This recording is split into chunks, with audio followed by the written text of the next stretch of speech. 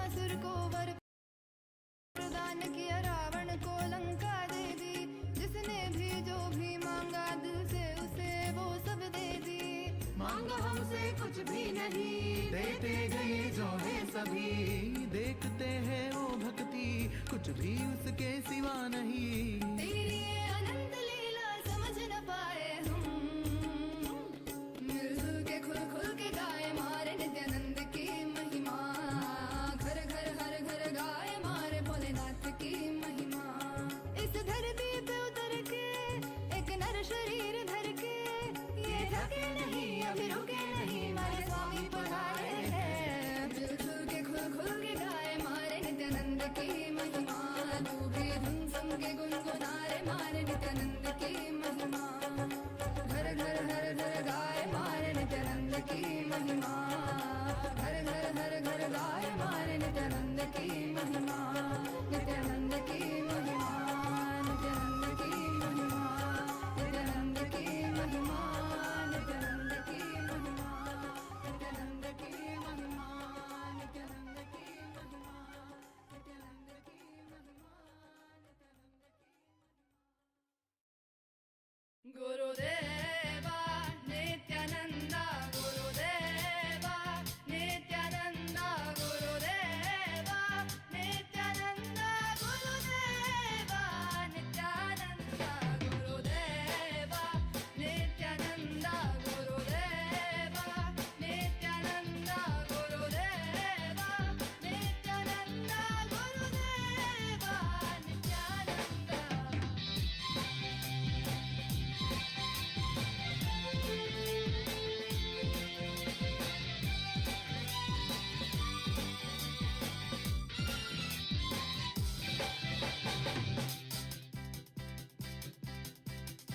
சூரியனா சந்திரனா உன்னை நான் எப்படி காண, சிவனுக்கு உருவம் கொடுத்த திருவுருவம் நீயே. Gurudeva Nithyananda, Gurudeva Nithyananda, Gurudeva Nithyananda, Gurudeva Nithyananda.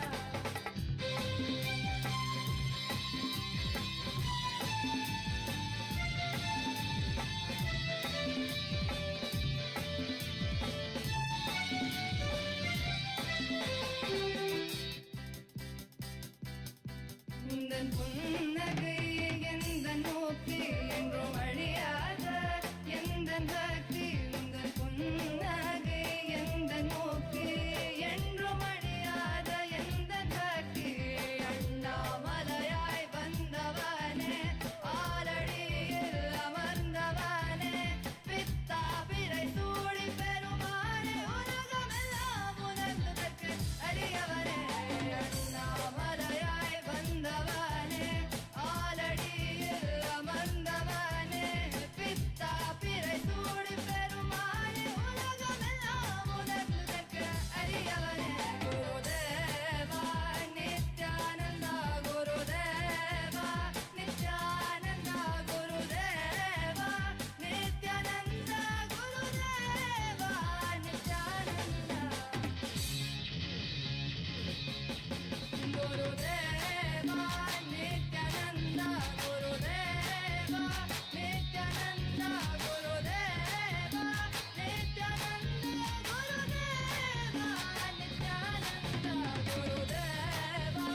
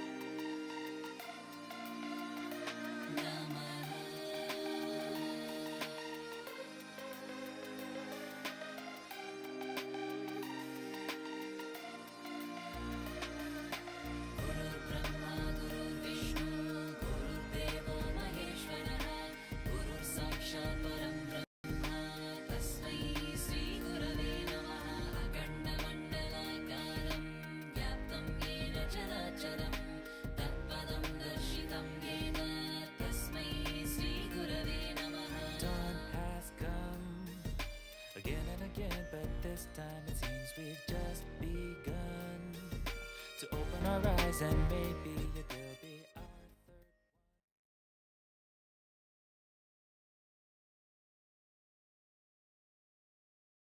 Nithyanandam, we request all the Paramashiva Sena participants to please settle down with your head, neck and spine in a straight line. It is time for us to enter into the Nithyananda Yoga. Please settle down with your Panchapatram, with water and Uddharini.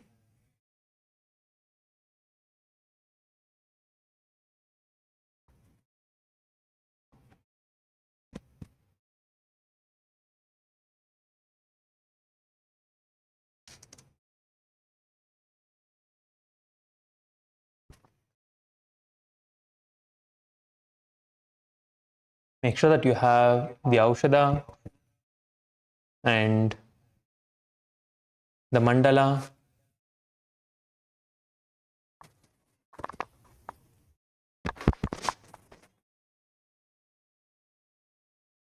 Let us get ready. Please sit straight. Bring your hands in front of your heart center in the Namaskara Mudra.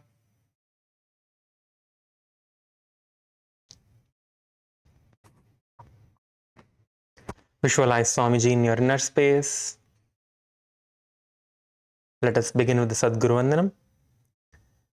Nithyanandam Paramasukhadam Kevalam Jnanamurtim Dvandvatitam Gagana Sadrusham Tattvamasyadhilaksham Ekam Nityam Vimalamachalam Sarvadhi Sakshibhutam Bhavatitam Trigunarahitam Sadgurum Tam Namami.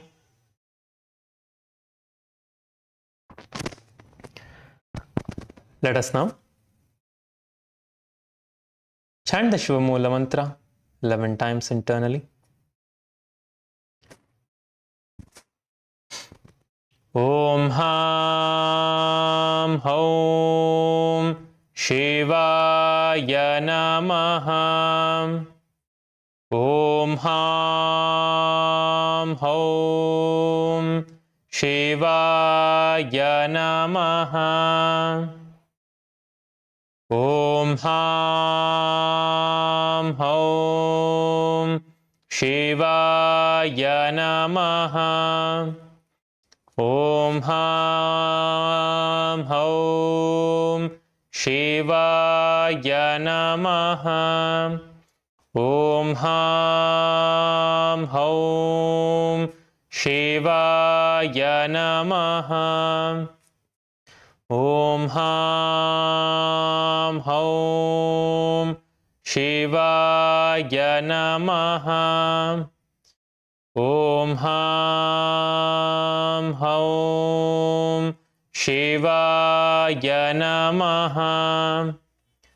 Om Ham Hom Shivaya Namaha. Om Ham Hom Shivaya Namaha. Om Ham Hom Shivaya Namaha. Om Ham Hom Shivaya Namaha.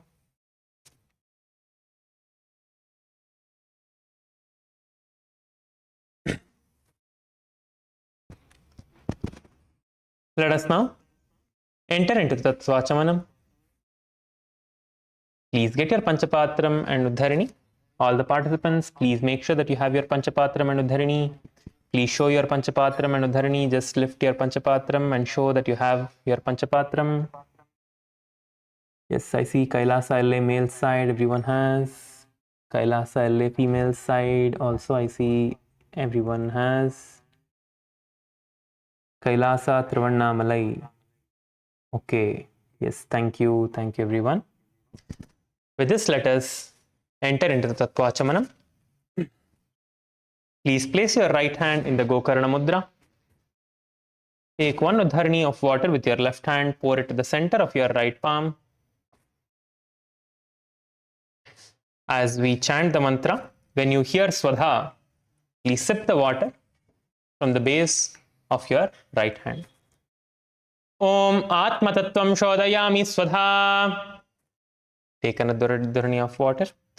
Om Vidya Tattvam Shodayami Swadha. Take another Udharani of water. Om Shiva Tattvam Shodayami Swadha. Now please wash your hand with an Udharani of water. With the base of your right hand thumb, wipe your lip from right to left twice as we chant the mantra. Om Ham Hridayaya Namaha. Please wash your hand with an Udharani of water. Now with your index, middle and ring finger of your right hand, touch above your upper lip and below your lower lip. Wash your hand again. Now with your index finger and thumb joined together, touch your right nostril, left nostril.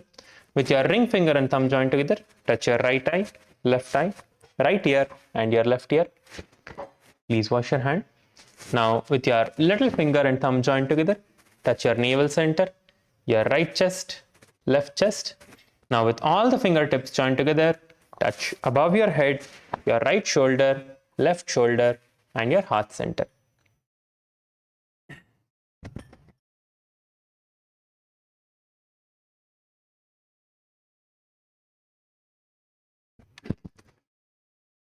With this, let us prepare ourselves to enter into the conscious resolution.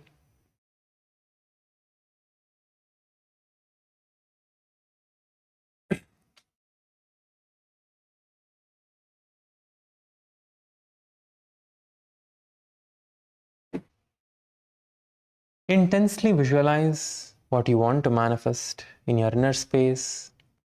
Keep your eyes closed, sit with your head, neck and spine in a straight line. And intensely visualize what you want to manifest.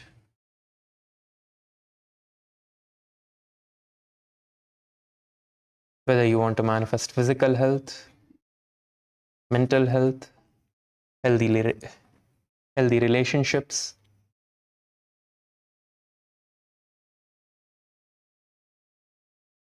powerful yogic body, power manifestation,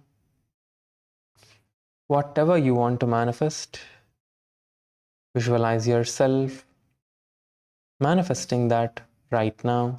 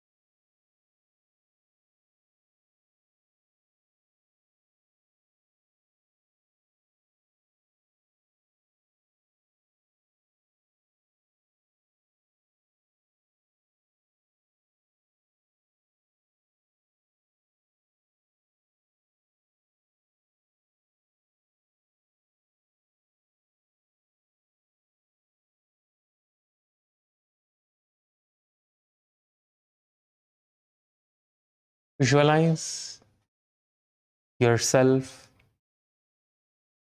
how you want to be. Whether you want to manifest health, wealth, relationship, visualize manifesting all of it now.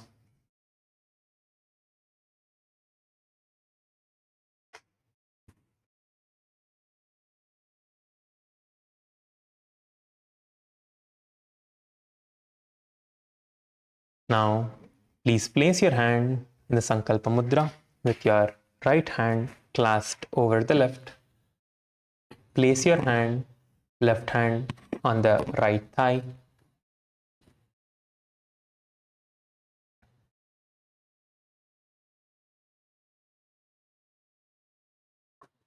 ॐ ममोपात समस्त दुरितक्षयद्वारा भगवत् श्री नित्यानंद परमशिव प्रीत्यर्थम श्री नित्यानंदेश्वरी परमशिव शक्ति समेत श्री नित्यानंदेश्वर परमशिव प्रीत्यर्थम च शुभे शोभने मुहूर्ते अद्य ब्रह्मणः द्वितीय परार्धे श्री श्वेतवराह कल्पे वैवस्वतमन्वन्तरे अष्टाविंशतितमे नित्ययुगे प्रथमे पादे जम्बूद्वीपे भारतवर्षे भरतखण्डे मेरोः दक्षिणे पार्श्वे शकाब्धे अस्मिन् वर्तमाने व्यवहारिके प्रभवादीनां षष्ट्याः संवत्सराणां मध्ये विश्वावसुनाम संवत्सरे दक्षिणायने लक्ष्मी वेंकटेश्वर ऋतु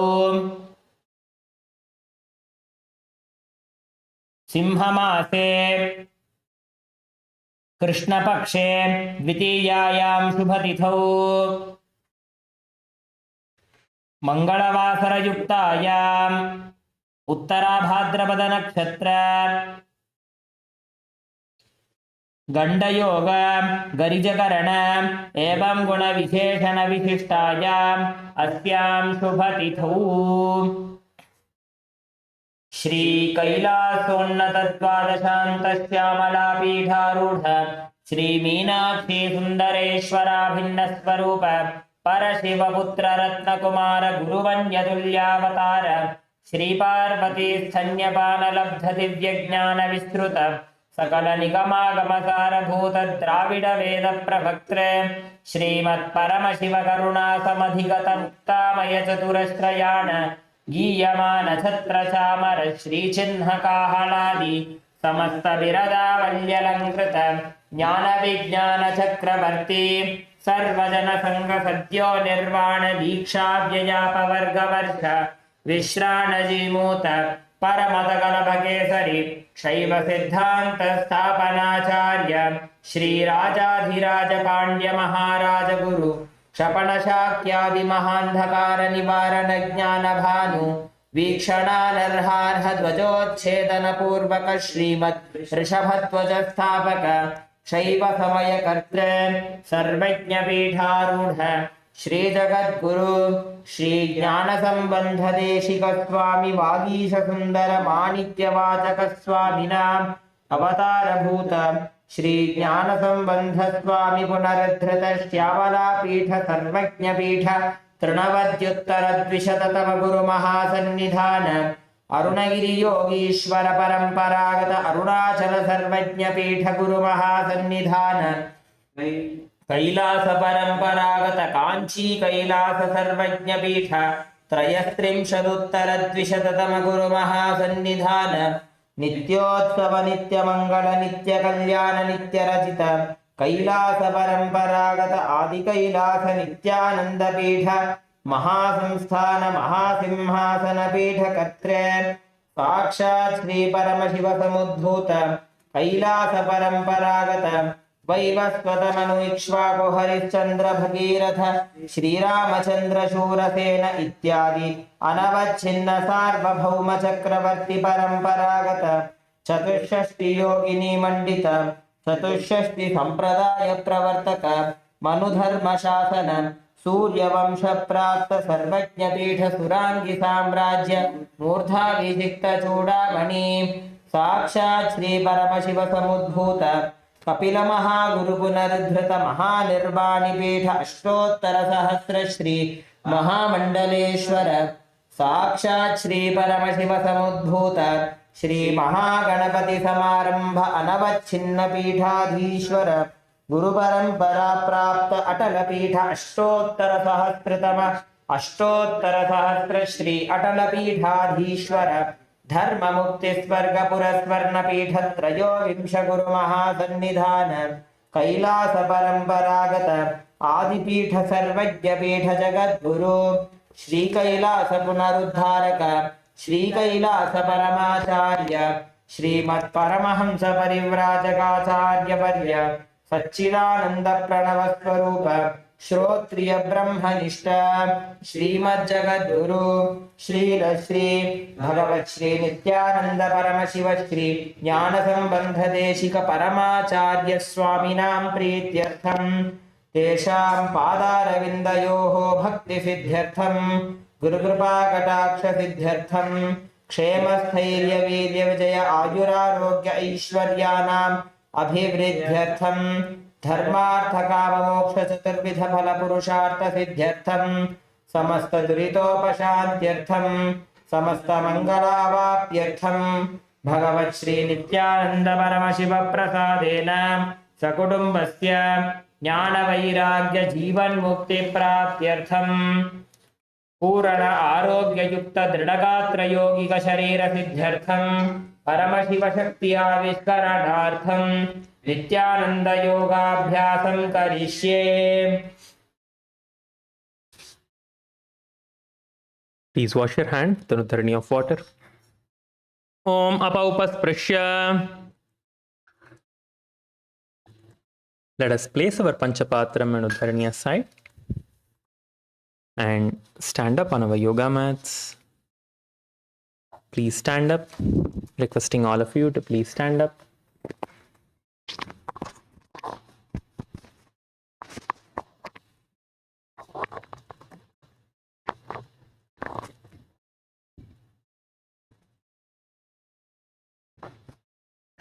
Let us start rotating our heads.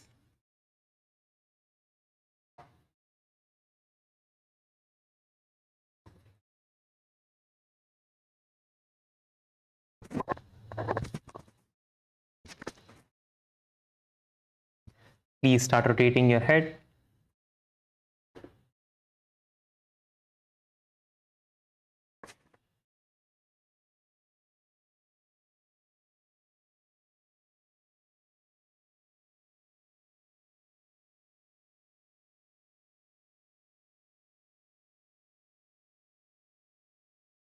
Rotate your head in the other direction.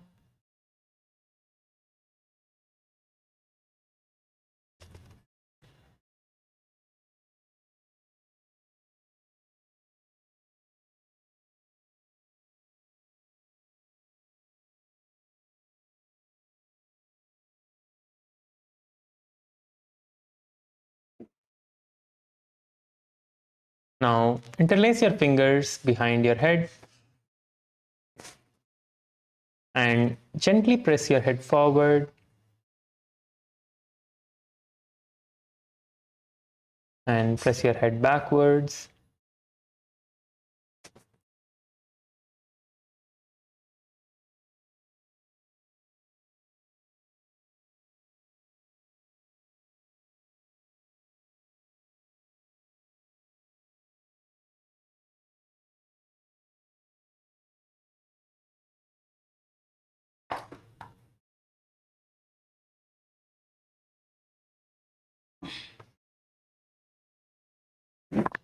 Now, please start rotating your hands.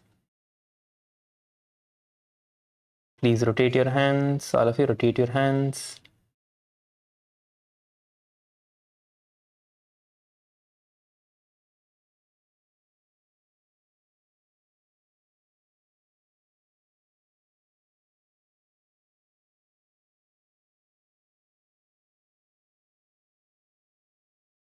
Rotate your hand in the other direction.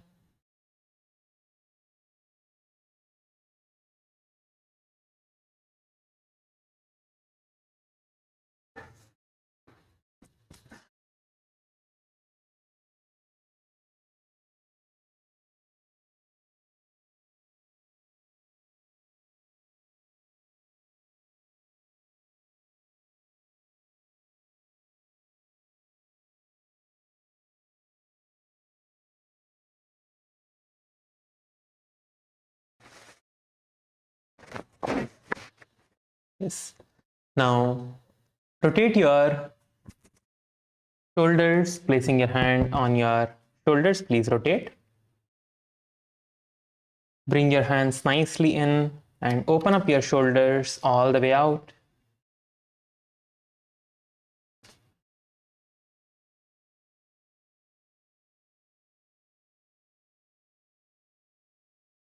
Nicely open up your shoulders.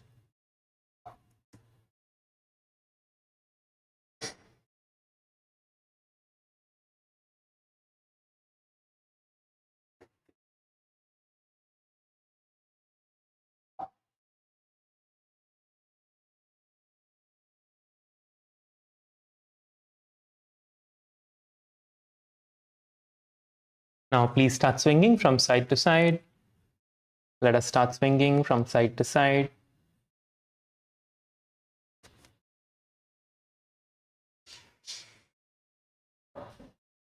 Please swing to the right and swing to the left. Please keep swinging. Nicely stretch your back by swinging to the right and to the left.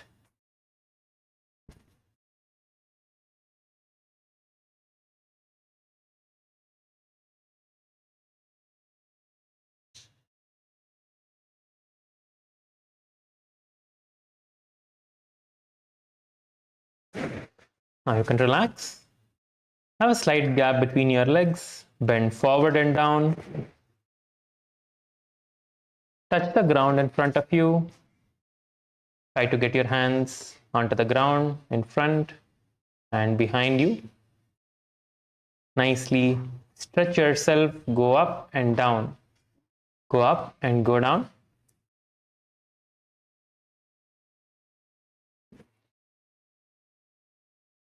Keep going, keep going.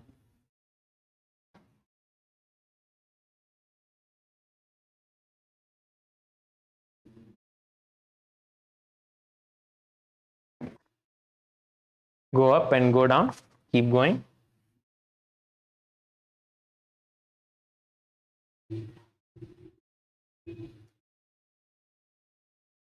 Now you can relax. Please relax.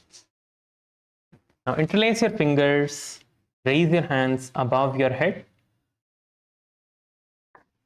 Stretch yourself as high as you can. Nicely push yourself up. Stretch yourself up. Pushing your upper back. Stretch your body towards the roof. Nicely push yourself up.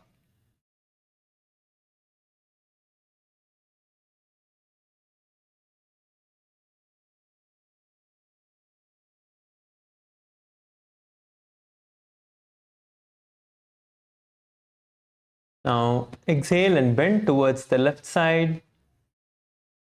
And again inhale, coming back up, going and bending towards the other side. And repeat this.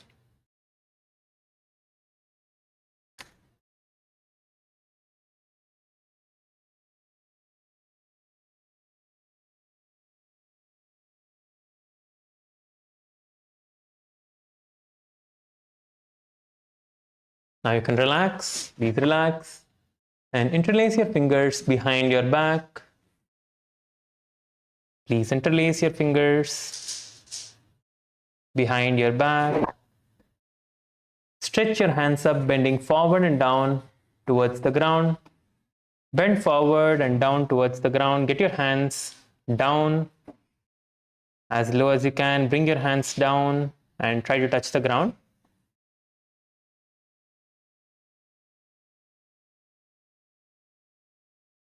Bend forward and down.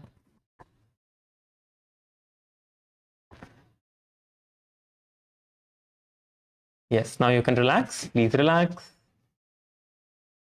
Please relax. Stretch your hands out in front of you and rotate your wrists. Please rotate your wrists now.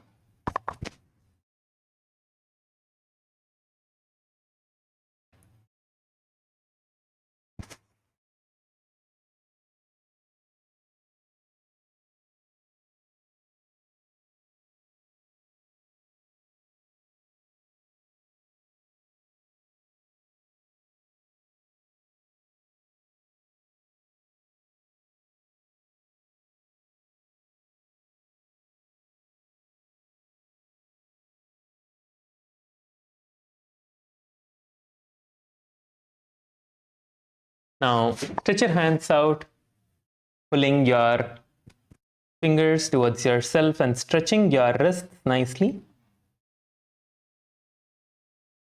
Stretch your wrists.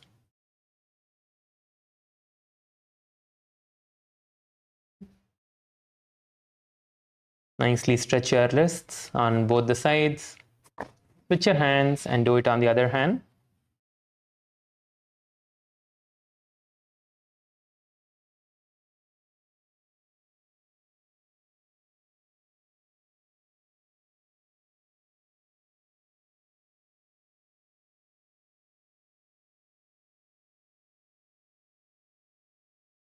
Now, place your hand on top of your hips and start rotating your hips. Let us rotate our hips now. Please rotate your hips.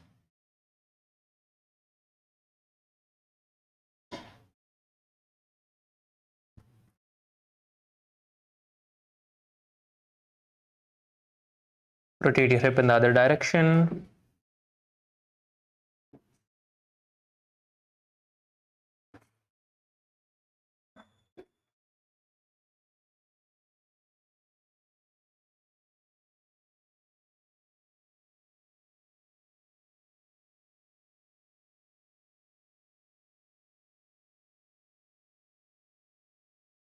Let us now start rotating our knees. Please place your hands on top of your knees and rotate your knees.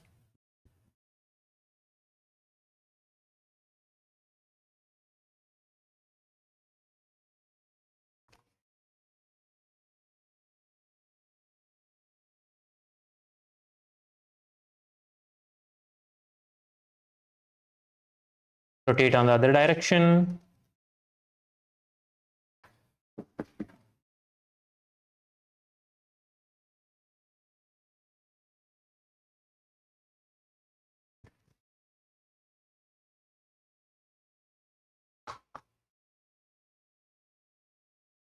Now, stand on your left leg and rotate the ankle of your right leg. Please rotate the ankle of your right leg in both the directions. Keep your knees straight. Do not rotate your knees. Keep your knees straight. Just rotate your ankles. Now switch your leg and rotate the other leg.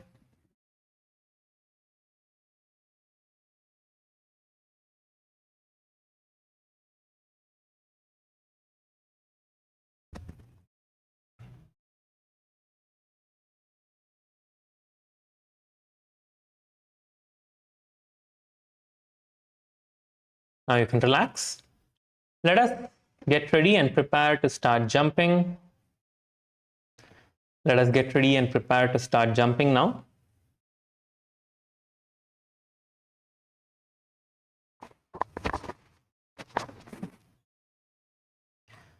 All of you, please start jumping on the count of 3. 3, 2, 1, start. Let's all start. Let's all start jumping. Please start jumping. Please jump, jump, jump. Please start jumping. Jump as high as you can. Keep jumping, keep jumping. Jump, jump, jump nicely, jump nicely. Keep going, keep going.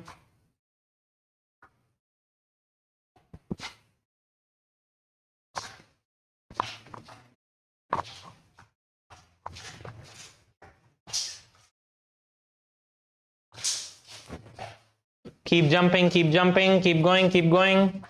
Few more moments, keep jumping.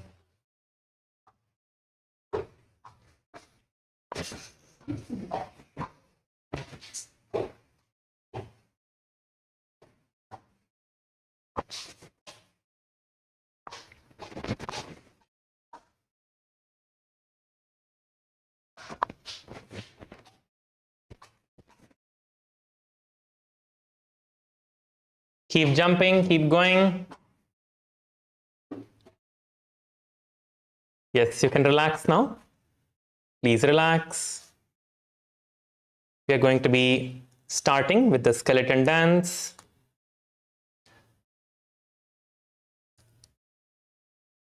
Please get ready.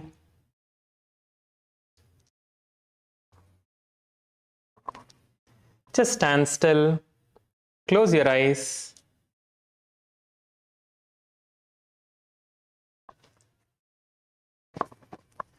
Visualize Swamiji in your inner space and visualize your entire body as a skeleton now. There are no muscles, no skin, just pure bones. Visualize your body as just pure bones, nothing else other than bones. Visualize this in your inner space now. Keep your eyes closed, do not look around. It is very important that you bring your awareness towards yourself as a skeleton. That is when you're going to have the maximum benefit of the skeleton dance.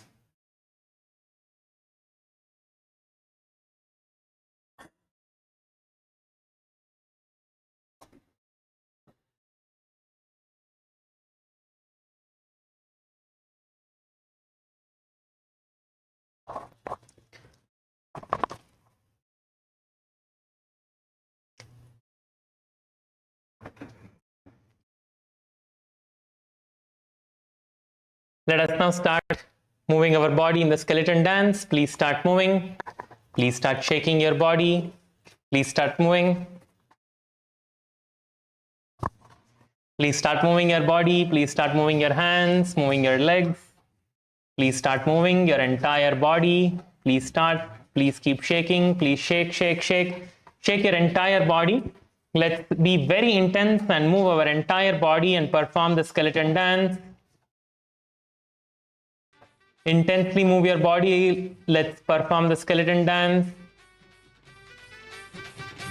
Keep shaking, move your body, keep going, be intense, move your body intensely. Keep shaking your body, shake your hands, shake your legs, shake your hips, shake your entire body. Be very intense and perform the skeleton dance.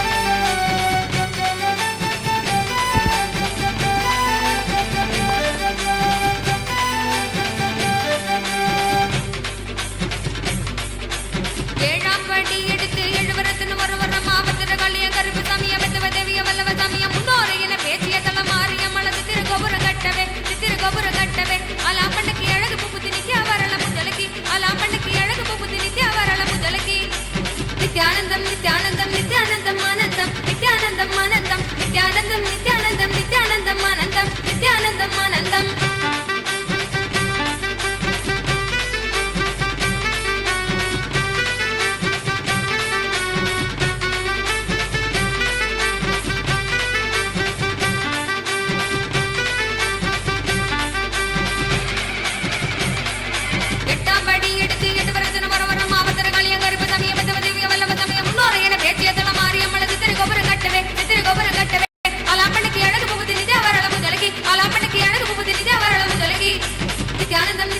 Keep going, keep moving. Shake your body intensely. Keep shaking. We have a few more minutes. Keep going. Intensely move your body.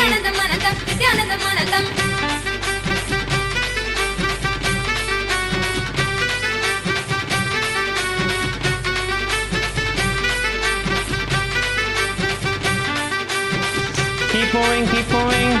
Intense, be intense. Last few seconds. Move faster.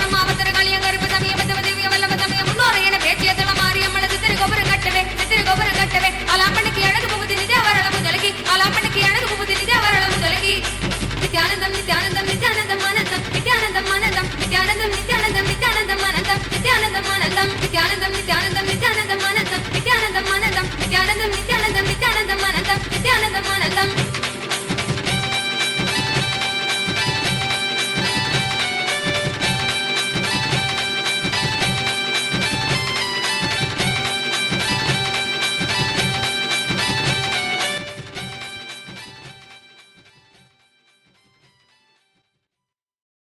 Just stand still. Let us just stand still. Don't adjust yourself. Don't do anything now. Just stand still.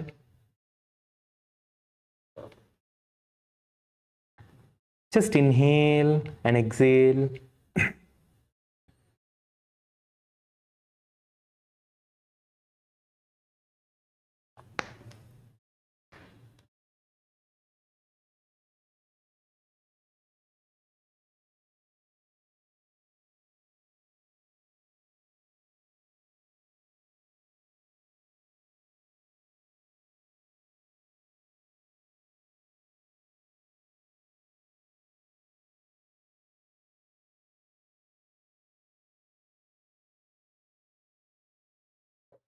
Bring your awareness towards your breath.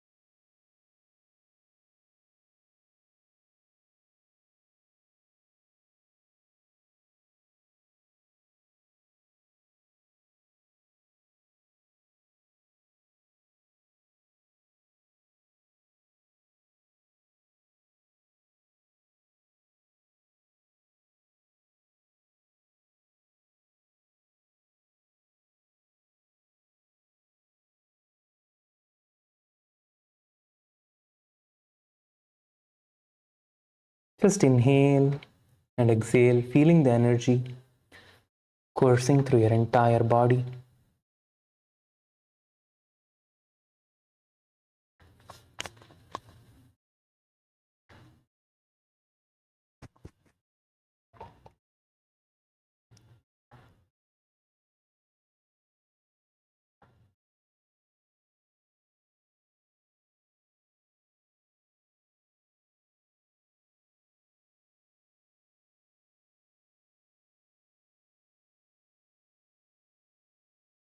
Unclutch from all the other thoughts.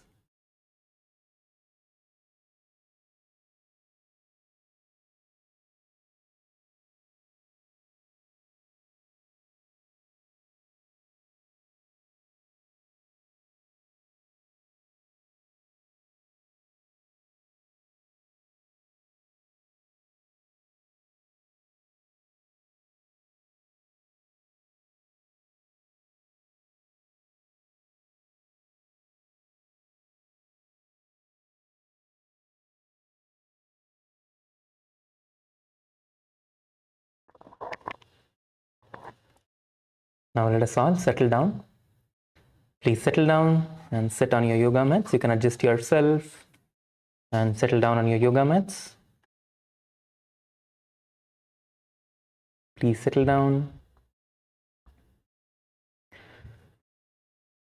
So today we are going to be entering into the Dvitiya Vinyasa Krama. So all of us have completed the Prathama Vinyasa Krama, which is the 108 asana sequence, which is part of the entire Sakala Vinyasa Krama, the Prathama, Dvitiya and the Tritiya, the first, second and the third. Now let us get ready to perform the Dvitiya Vinyasa Krama, the second sequence of asanas, the 308 asana sequence. So in this, you will be seeing a little bit more advanced level asanas, and we will be entering into the next level of yoga actually.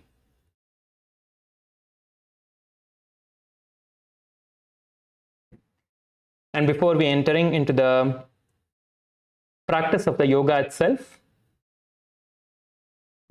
I would just like to share a few safety disclaimers. Yoga is a beautiful practice that supports health and well-being, but it can also involve physical movements and postures that may feel different for each body. Please listen to your body at all times and move at your own comfort level. If you have any medical condition, including but not limited to heart conditions, high or low blood pressure, recent surgery, injury, or if you are pregnant, a senior citizen, or under medical care, please consult your physician before engaging in this or any exercise program. By joining today, you acknowledge that you are choosing to participate at your own pace and responsibility. The organizers and instructors will lovingly guide you, but cannot be held responsible for any discomfort or injury. With this, let us enter into the Dvitiya Vinyasa Krama. The first asana for today in the Dvitiya Vinyasa Krama is the Yathasanishthasana. In the Yathasanishthasana, you are going to just sit in any comfortable position that you are, whether it is with stretched, whether it is with legs stretched out, or with your legs crossed. Wherever you are comfortable, sit in that comfortable position. That is Yathasanishthasana. It can be any posture. However you feel that you are most comfortable when you are seated, sit in that position, where you can sit for any number of hours. Sit in that kind of a position.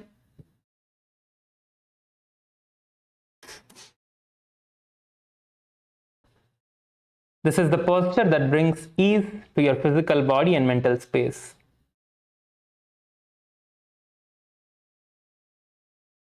And place your hand in the Bindu Mudra with your index finger and thumbs joined together.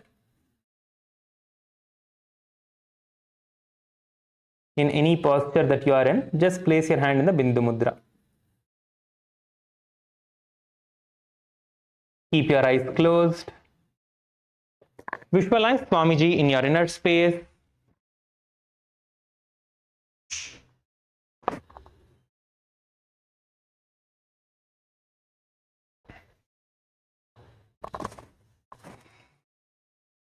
Let us perform the Samana Kumbhaka.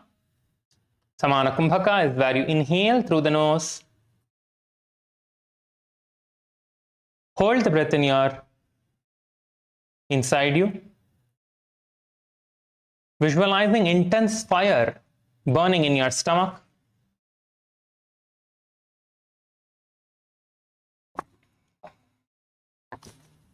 And repeat the pranayama by exhaling and again inhaling.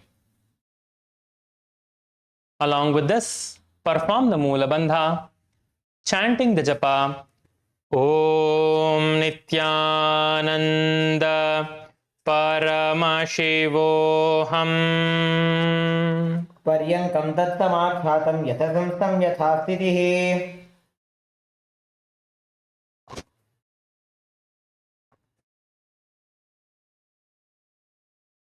Let us move on to the next asana now, which is the Samasana. In the Samasana, you're going to sit in a cross-legged position with your hands in the Bindu Mudra. Just sit in a cross-legged position with your hand in the Bindu Mudra, placed on top of your knees, and take deep inhalations.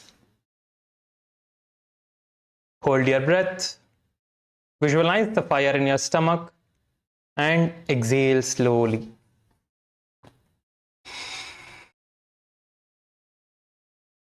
In this asana, keep your eyes closed. Visualize Swamiji in your inner space.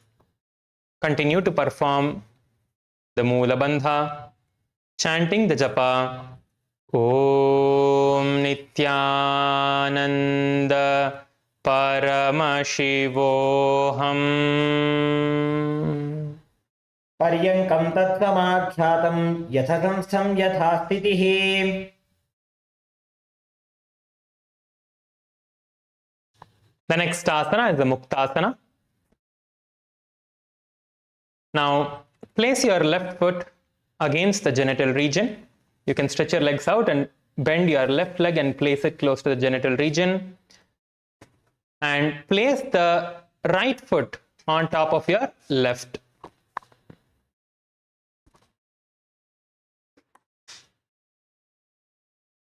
Now, place your hands on top of your knees, facing downwards. Keep your gaze towards the nose.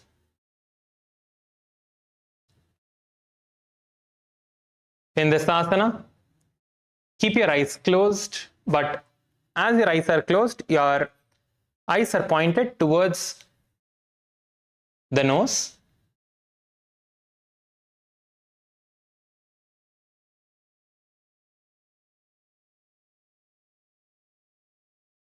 Unclutch from all the thoughts. Visualize yourself as a sage being liberated by Swamiji.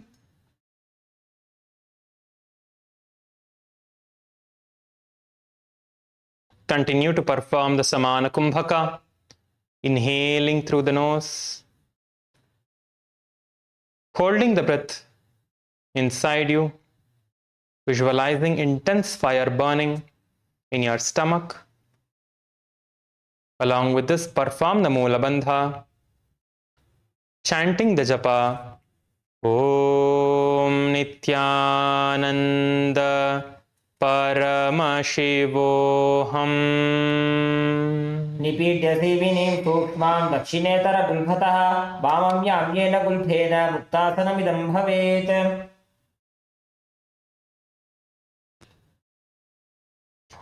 The next asana is the Siddhasana. Maintain the same posture as the Muktasana and just switch the gaze towards your third eye from the nose. Now gaze towards your third eye. You can keep your eyes closed, but just maintain the gaze towards your third eye. Visualize Swamiji in your inner space. Continue to perform the Moola Bandha along with the Samana Kumbhaka, chanting the japa, Om Nithyananda Paramashivoham. स्थानसंयमितेन्द्रियोचलदशा पश्यन् भ्रुवोरन्तरं चैतन्मोक्षकपातभेदजनकं सिद्धासनं प्रोच्यते. The next asana is the Siddhi Asana. In the Siddhi Asana, let us continue to stay in the same position. Now open your eyes and keep your gaze to the ground in front of you. Open your eyes and gaze towards the ground in front of you. Visualize Swamiji in your inner space. This time we are going to be performing the Samana Kumbhaka along with all the three bandhas. So first inhale through the nose. Lock your breath by pressing your chin against your chest in the Jalandhara Bandha. Visualizing intense fire in your stomach. When you can't hold any longer, exhale forcefully through your nose, sucking your stomach in and up into the Udhyana Bandha. And perform the Moola Bandha, your perineal lock, along with this, locking yourself into the Mahamudra Bandha. And repeat this along with the pranayama again.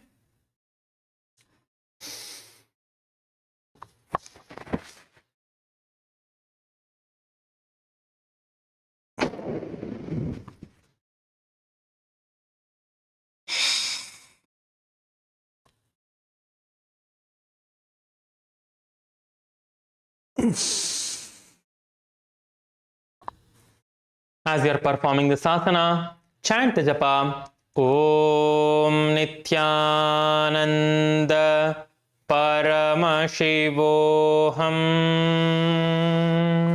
वामपादके एडी जानो सीवनिमधितासकोठानो दक्षिपादकी AD Joji मेढमधि लगावे सोई.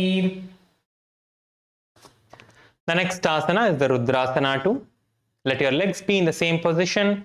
Now rotate your hands into the Bindu Mudra and place on top of your knees.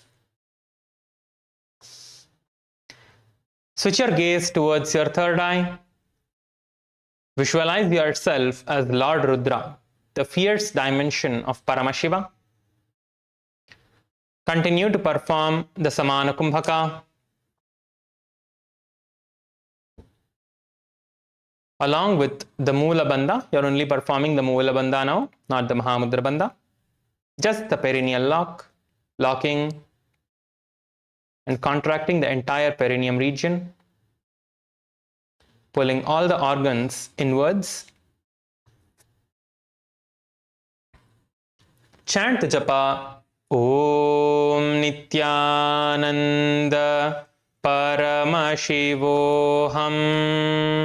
वामचरण परिदक्षिण राखे एक जुगति ऐसे विधि दाखे.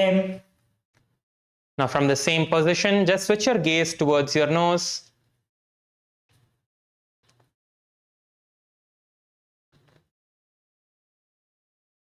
Visualize yourself as a powerful person with an unshakable nature.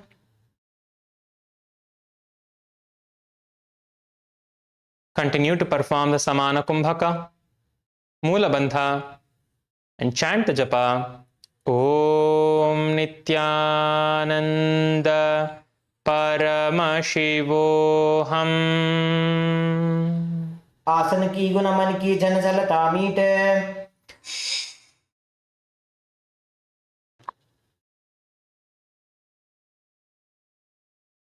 Next asana is the Siddhasana 2.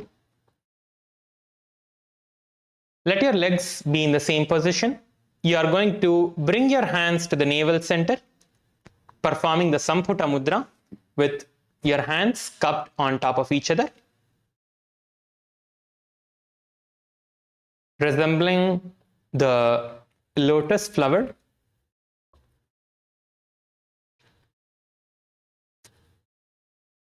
Visualize Swamiji in your inner space. Keep your eyes closed.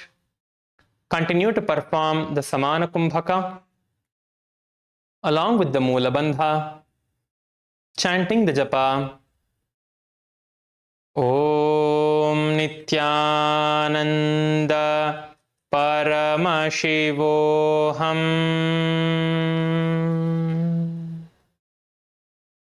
ऋजुकाय समाधीन सिद्धासनमुदीरितं प्रसार्य भुवि पादौ तु दोर्भ्यामङ्गुष्ठमादरात्. The next asana is the Bandha Yoni Asana. So in the Bandha Yoni Asana, you're going to perform a very powerful mudra. So with your legs, let your legs be in the same position. Now let us perform the Shanmukhi Mudra. So we'll show you how to perform the Shanmukhi Mudra first. With your little fingers, you're going to place it below your bottom lips. Your ring finger is going to be placed above your upper lip. Your middle finger, you're going to place it on your nostrils. Your index fingers are over your eyes, and your thumbs are on top of your ears. So you're going to inhale in this and lock your breath and all the senses. This is the Shanmukhi Mudra. As you are performing this asana, visualize that your sankalpa that you created at the beginning of the yoga is manifesting right now. Intensely visualize the manifestation happening. When you can't hold any longer, just exhale and again repeat the pranayama by inhaling and locking your nose, eyes, ears, and mouth.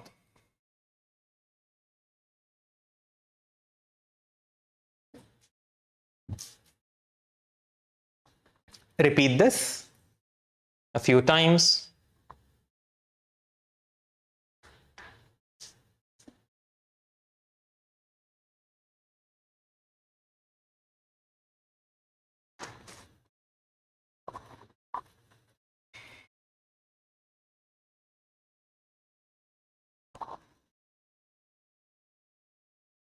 Along with this, perform the Mula Bandha, chanting the japa Om Nithyananda Paramashivoham. यत्र मध्ये महादेव बन्धयोन्यासने शृणु यत्कृत्वा खेचरो भूत्वा विचरेदीश्वरो यथा. Now you can relax your hands. Next, we are moving on into the Virasana. So in the Virasana, just place your right leg on top of your left thigh and your left feet under your right thigh. So, like Ardha Padmasana, you're going to place your right leg on top of the left thigh and your left leg under the right thigh. Bring your hands into the Bindu Mudra and place your hands on top of your knees.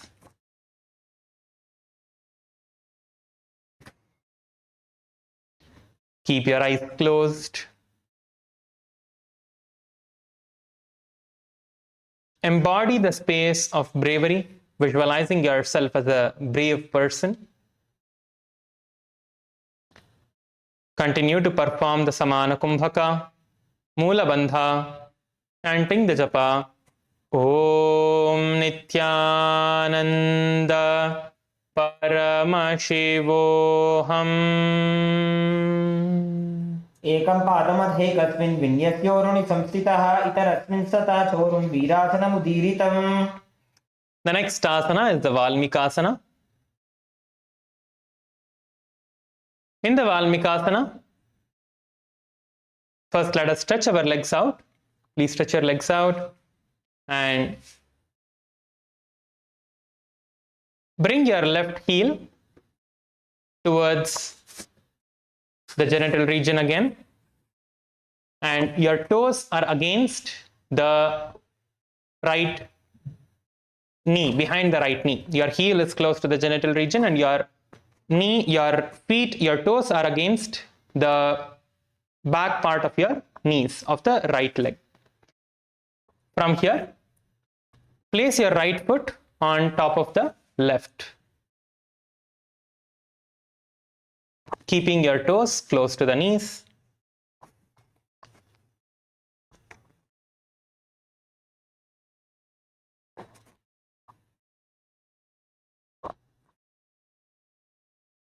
Place your hands in the Bindu Mudra on top of your respective knees. Keep your gaze to the third eye. Visualize the great sage Valmiki, who is the author of Ramayana. Continue to perform the Samana Kumbhaka, Mula Bandha, chanting the japa, Om Nithyananda Paramashivoham.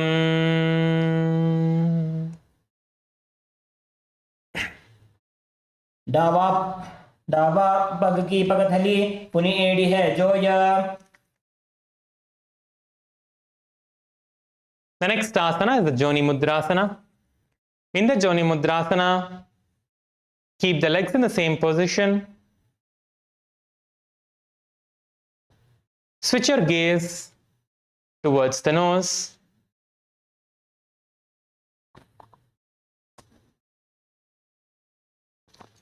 Place your hands on top of your knees with your palms facing downwards, keeping your gaze towards the nose.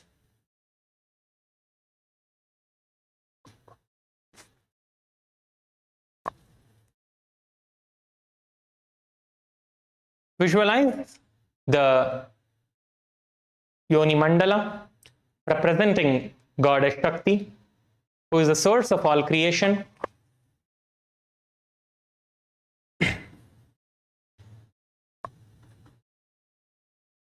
Perform the Samana Kumbhaka, Mula Bandha, chanting the japa, Om Nithyananda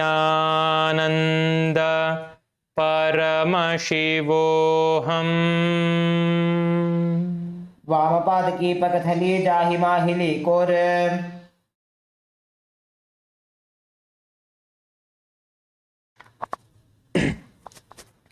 The next asana is the Yoni Asana. Being seated in the same position, switch your gaze towards the third eye. Continue to visualize the Yoni Mandala in your inner space. Perform the Samana Kumbhaka, Mula Bandha, chanting the japa, Om Nithyananda Paramashivoham. योऽन्यासनं पर्वतेन योगं योगफले निलं तत्कालफललं तावत् खेचरो यावदेव हि. The next asana is the Bhadrasana 3. Now let us bring our feet together in front of us. Bring your feet together. Bring the soles of your feet together.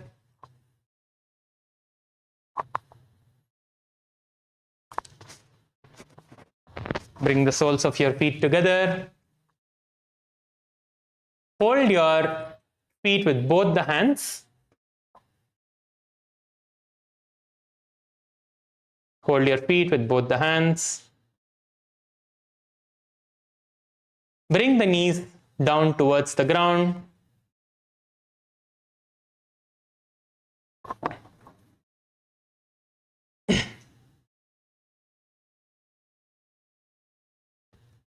Keep your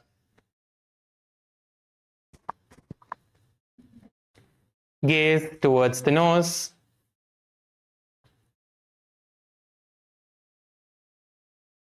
Visualize Lord Veerabhadra in your inner space.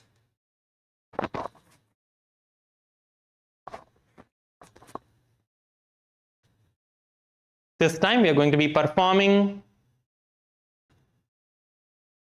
the Samana Kumbhaka along with the Udhyana Bandha and the Mula Bandha. So inhale through the nose, hold the breath inside you, visualizing intense fire. When you can't hold any longer, exhale through the nose forcefully, sucking your stomach in and up into the Udhyana Bandha.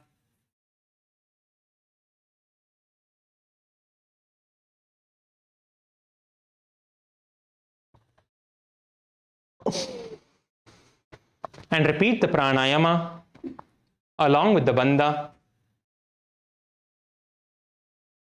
Chant the japa. Om Nithyananda Paramashivoham.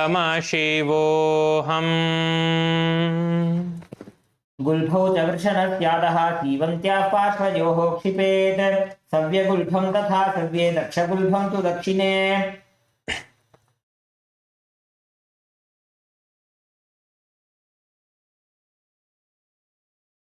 Next asana, we are going to be performing the Aghorasana. So in the same position, place your left hand on top of your left knee. Now, with your right hand, you are going to use your thumb finger and your index finger and the middle finger for controlling your breath. So, close the left nostril with the index finger and inhale through the right nostril.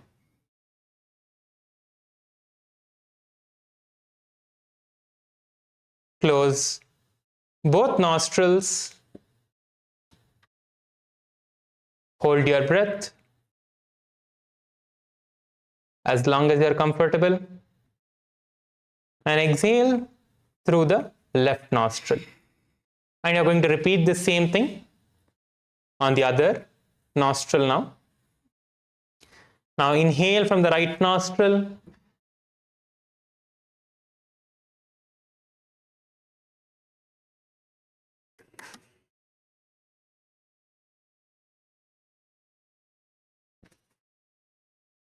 Repeat the pranayama. As you are performing this pranayama, you are going to perform the Kechari Mudra. Kechari Mudra is where you bend your tongue and place it back of your throat, trying to reach back of your throat as much as you can.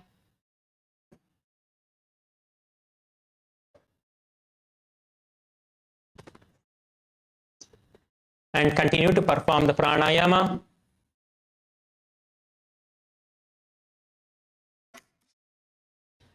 Keeping your gaze towards the third eye. Visualize yourself as an Aghori in your inner space,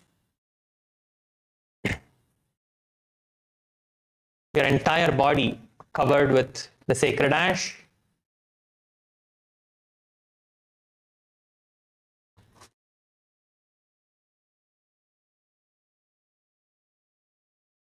This pranayama that you're performing now is called the Abhyantara Kumbhaka.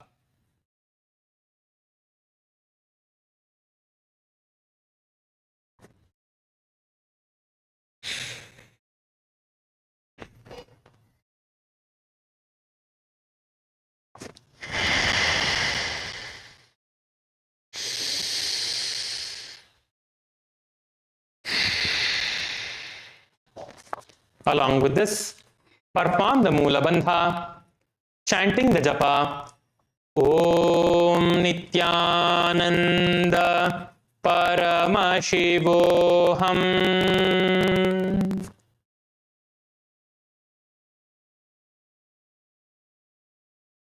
पूर्व कहो भिषिका जोई वाही विधि जो कीजे सोई. The next asana we are going to be performing is the Kaneri Pavasana. In the Kaneri Pavasana, you are going to bring your feet closer to yourself, a little bit in front of your perineum, and your toes are together with your heels slightly apart. Now place your elbows on top of your heels. Place your elbows on top of your heels and rest your chin on top of your palms.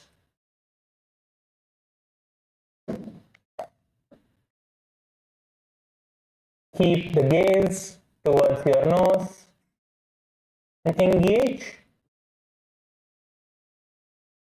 in the Udhyana Bandha. So we'll perform this step by step. Keep your gaze towards the nose. Visualize yourself as an elephant drinking water. Perform the Rechaka Kumbhaka. Rechaka Kumbhaka is where you inhale and exhale through the nose. So the focus is on the exhalation. Once you have inhaled completely, exhale through the nose. Hold your breath comfortably in the exhaled state. And suck your stomach in and up into the Udhyana Bandha. And perform the Mula Bandha along with the Udhyana Bandha.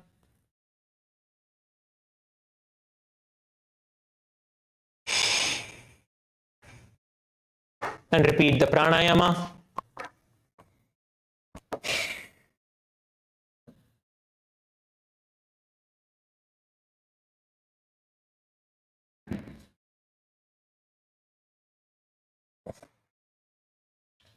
As you are performing this asana, chant the japa Om Nithyananda Paramashivoham. ग्वाली पाव आसन कख्यो है जैसे Yahoo में जाने विधि तैसे. The next asana is the Parasana. Now all of you can lift your knees up. Just bring your knees together again up. And from here, you are going to scoop your hands under your knees, under the gap between your knees. And you are going to interlock your fingers in front like this. Lift your legs up and interlock your fingers above your feet in front like this and hold in this position.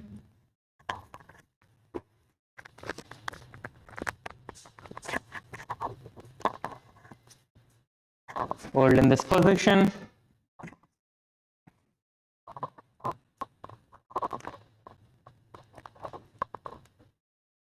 Keep your gaze towards your nose. When you interlace your fingers like this, it is called the Parashu Mudra. Visualize Swamiji in your inner space. Perform the Rechaka Kumbhaka, exhaling through the nose, holding your breath in the exhale state for as long as you are comfortable. And then again inhaling. Along with this, perform the Mula Bandha, chanting the japa Om Nithyananda Paramashivoham. दोवो कर की अंगूरी जोवो बतशा आनी लगावे सोवो शाजी पूजा one की जू करे त्रिकुटी दृष्टि अचल करि धरे. Next, we are going to be performing the Gopi Chandasana. In the Gopi Chandasana, you are again going to hold on to your feet.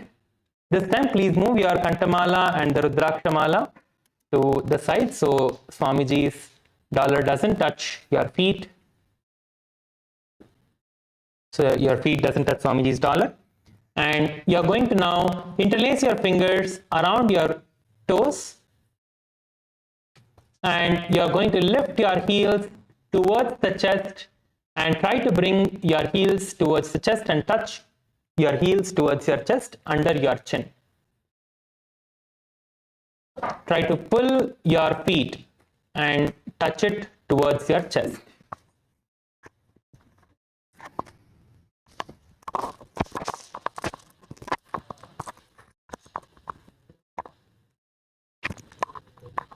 Let us all perform this now.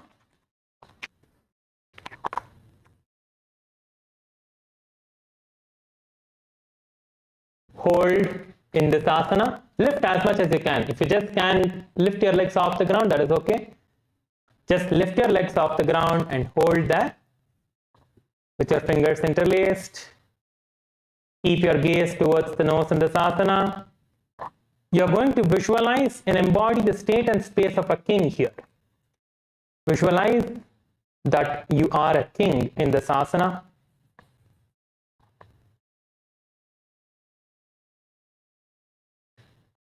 Perform the Rechaka Kumbhaka, Mula Bandha, chanting the japa, Om Nithyananda Paramashivoham. पूर्व विधिपका का अंगूठा कंठ को पराशे. Now, you are going to again bring your hands under your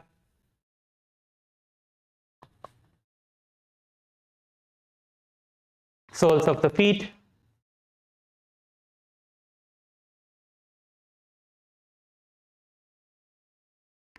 And from here, you are going to interlock your fingers and pull your feet towards the chest and place your toes under your chin. Place your toes under your chin.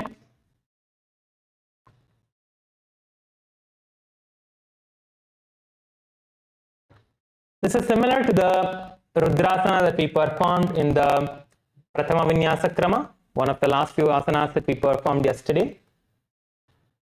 Hold in this position. Keep your gaze towards your nose. Visualize that your body is free from any defects. You are completely healed. Perform the Rechaka Kumbhaka, Mula Bandha, chanting the japa, Om Nithyananda Paramashivoham.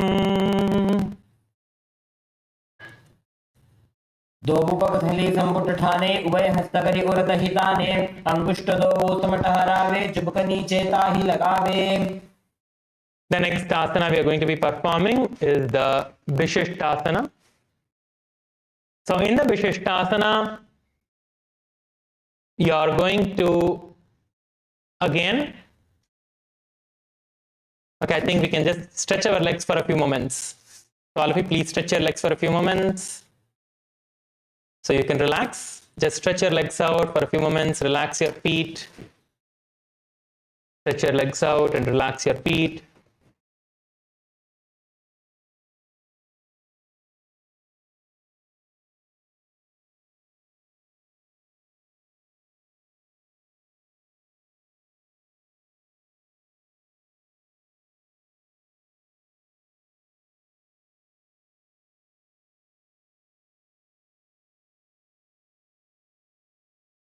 Let us now enter into the Vishishtasana. So you are again going to Bring your feet close to you with your feet together. You're going to insert your hands underneath your feet like this and lift your feet towards your face. Interlock your fingers around your toes and lift your feet towards your face and try to get your feet close to your face. In the Vishishtasana, all of you please perform the Vishishtasana now.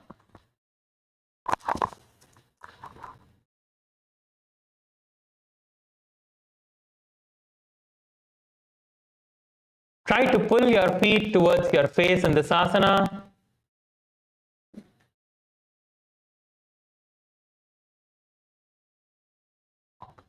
Visualize yourself excelling in everything.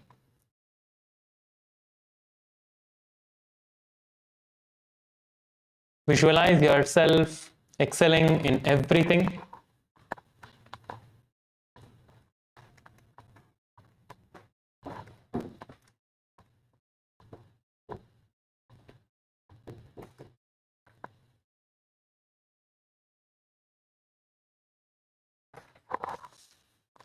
Continue to perform the Rechaka Kumbhaka, Mula Bandha, chanting the japa Om Nithyananda Paramashivoham. दोगो पग थले जोड़े संपुट करे. The next asana is the Bhujasana.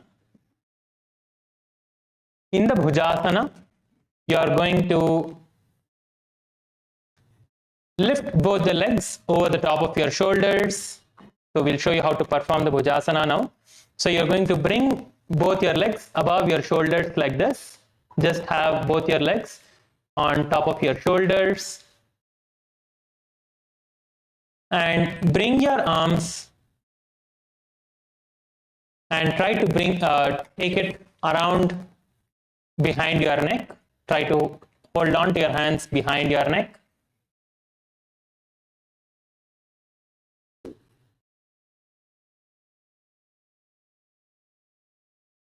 If you are able to just lift one leg up, that is also okay. Just hold with one leg up and one leg down, that is also fine. If you're not able to bring both your legs up, just try to get one leg on top of your hand or on top of your shoulder and hold there.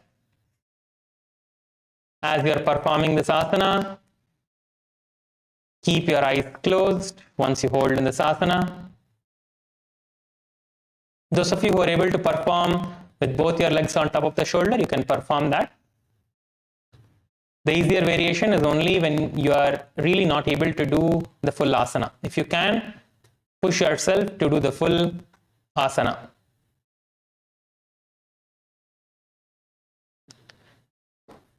Close your eyes. Visualize yourself as a cobra snake. Perform the Rechaka Kumbhaka, Mula Bandha, chanting the japa Om Nithyananda Paramashivoham. शिरासनं तु विज्ञेयं कक्षासनमतः परं ग्रीवासनं च परमं भुजासनमिहोच्यते. Now from the same position, you are going to just bring your hands to the ground and try to bring it behind you. Try to get your hands behind you in this asana. Try to bring your hands behind you and interlock your fingers as they are showing. Try to bring your hands and interlock your fingers behind your back. Your legs are off the ground, so try to lean back. If you're able to do only with one leg, try to do only with one leg on top and one leg down.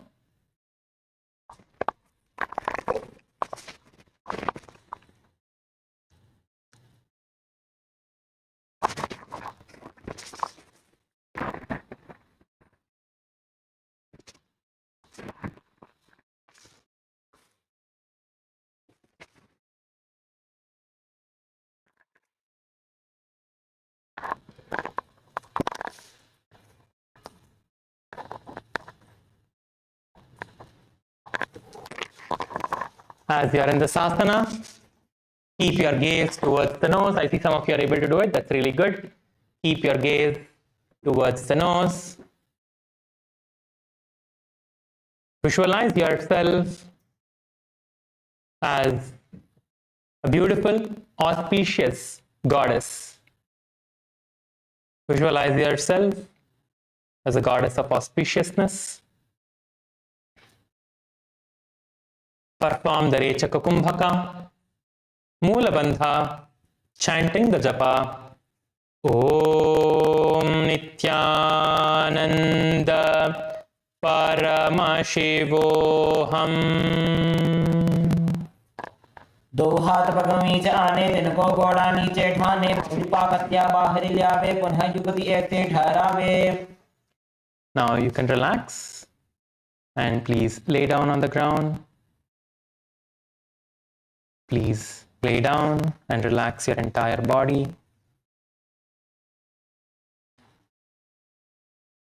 Lay down in the Shavasana. Your hands by the sides of your hips, not touching yourself or anyone next to you. Your palms facing upwards.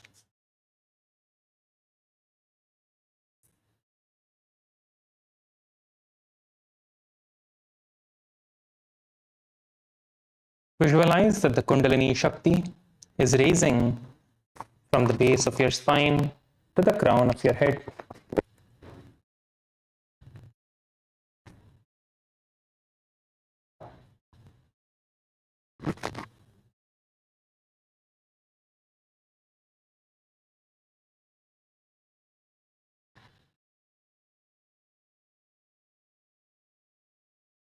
The Kundalini Shakti is engulfing your entire body,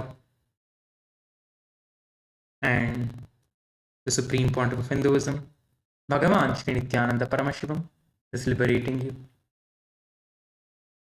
And just relax.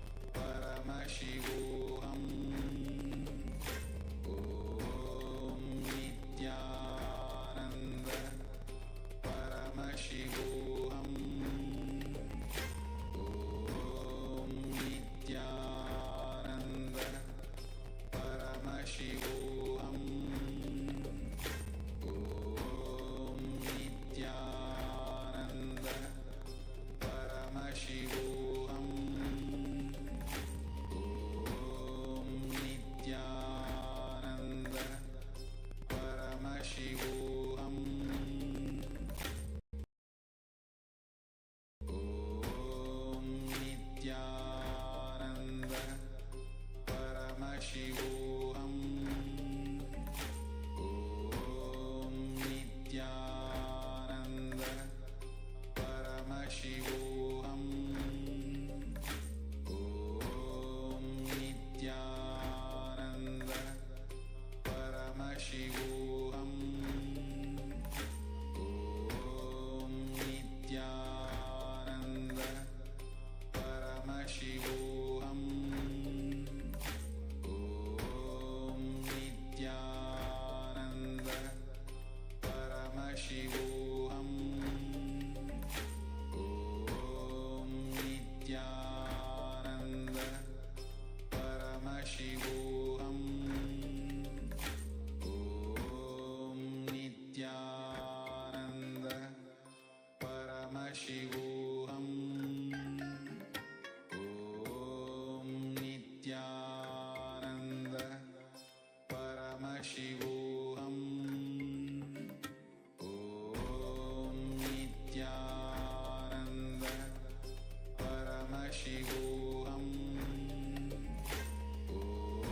Om Nithyananda.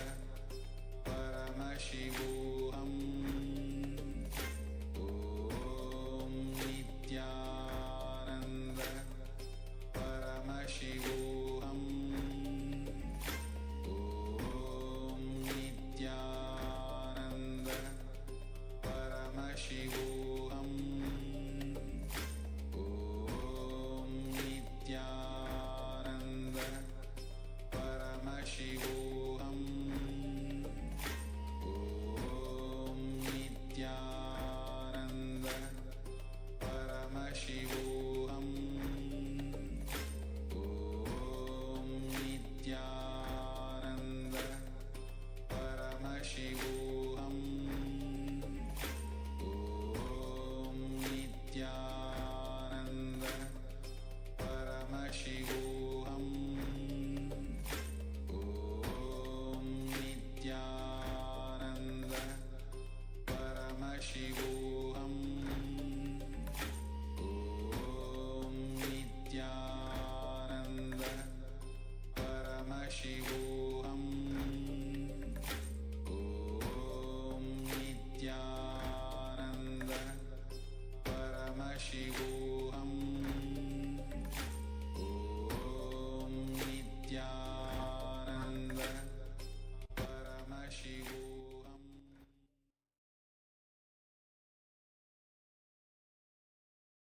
Now, please start moving your hands, moving your legs, moving your fingers. Pull your knee towards your chest and rock yourself from side to side.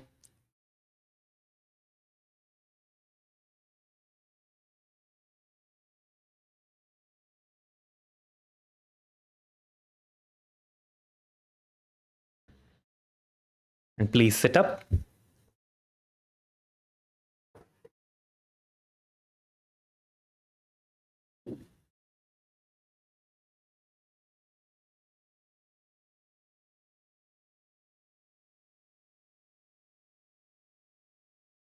So today we're going to be taking a few questions from all the participants. Yesterday, some of you had questions. We couldn't answer all of your questions due to time constraint.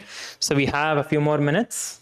So any of you who have any questions, all of you can come up and you can ask your questions in the mic. Hall volunteers, please help the participants to ask their questions. Kailasa LA female body side, one participant is trying to ask the questions. If the hall volunteers could please assist.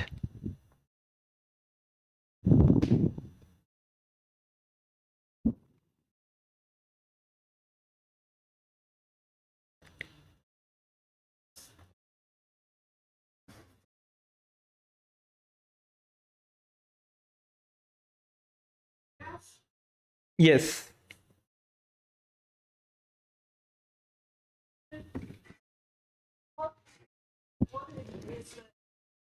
To lock the banner. During your inhale, or before your inhale, or after your inhale? So it depends on which bandha it is, ma. So I'll explain all the three bandhas. So when you're performing the Jalandhara Bandha, the throat lock, that is the first bandha. In the Mahamudra Bandha, this is the first one where you first inhale and then lock the bandha. Means lock your breath inside you with tucking your chin to the chest. This is the first one. Okay? And you will only inhale and perform this. This has to be performed after inhalation. And the second bandha is the, are you understanding, ma? Are you able to catch what I'm saying?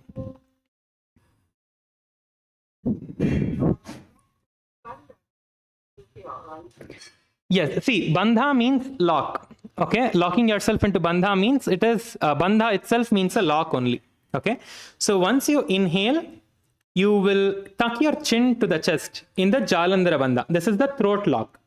And once you lock yourself into this is the lock for your throat chakra, means the throat, right? The Jalandhara Bandha. This is the first one. And this has to be performed after inhalation. And the second one is the Udhyana Bandha, is the stomach lock, where you exhale completely and then suck your stomach in and up, where you create a hollow with your stomach. As you can see the Acharya demonstrating, you will have a hollow in your stomach with your rib cage in the shape of Paramashiva's jata. So that is how it is described in the Agamas, that when you perform the Udhyana Bandha, it should look like the jata of Paramashiva. That is the Udhyana Bandha. And next is the Moola Bandha, which will be performed throughout the entire time, so that you don't need to inhale or exhale for that. That is regardless of the inhalation and the exhalation. Moola Bandha is performed in almost all the asanas, which is a perineal lock, contracting your perineal regions and all the organs and pulling them inwards. That is the Moola Bandha. So you will perform the Moola Bandha in almost all the asanas, which is not, so it does not matter if you inhale or exhale, you will continue to perform the bandha throughout the entire asana. Whenever you're performing an asana, you will be performing the Moola Bandha. Are you understanding now, ma?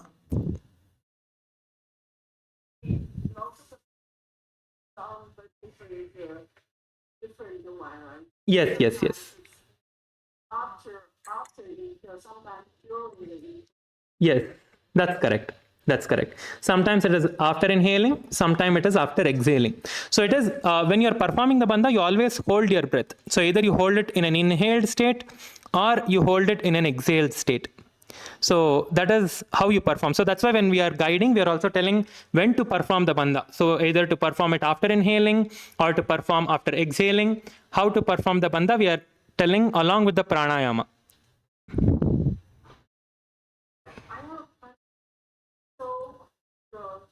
When you put your stomach all open, that I cannot do that. Is that because when you inhale, your stomach up, then you exhale. After exhale, then you do more exhale. Then you put all over and the stomach inside, right? Yes. Yes. That is correct, ma. What you're saying is correct. Once you exhale completely, only then you can suck your stomach in and up.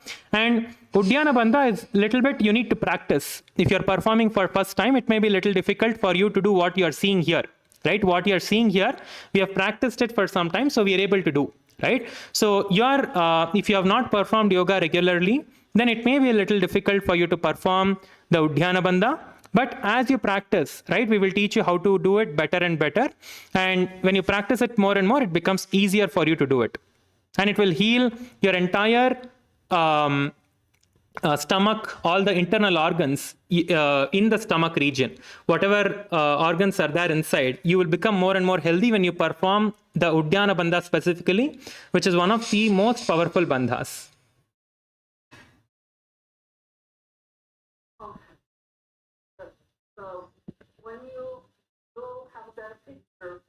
A red cycle and a yellow cycle together.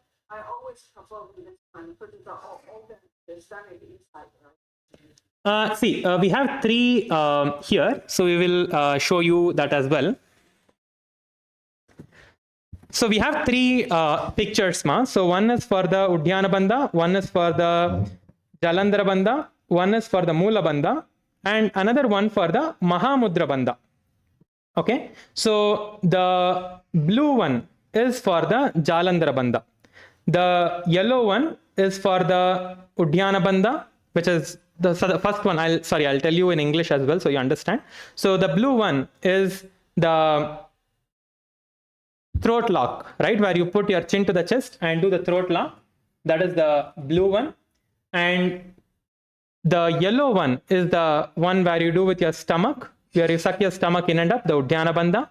And the red color one is the Mula Bandha, where you lock your perineum. That is, these are the three ones that are there. And the purple one, which is the Mahamudra Bandha, when you see the purple one, you have to perform all the three at the same time. Thank you very much. Yes, thank you, Ma. Thank you so much. Anyone else would like to ask your questions? You can come up and you can ask your questions. We have a few more minutes if anyone else wants to ask any questions. Kailasa Tiruvannamalai யாருக்காச்சும் ஏதாவது கேள்வி இருக்குதுன்னா நீங்கள் வந்து கேட்கலாம்.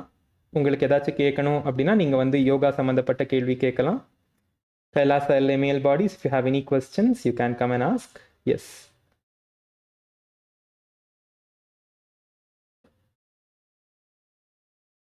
கைலாசா திருவண்ணாமலை ஐயா நீங்க unmute பண்ணணும். So Kailasa Tiruvannamalai, someone please help ஐயா to unmute it so ஐயா can ask the question. Meanwhile in Kailasa LA ma, you can go ahead ma.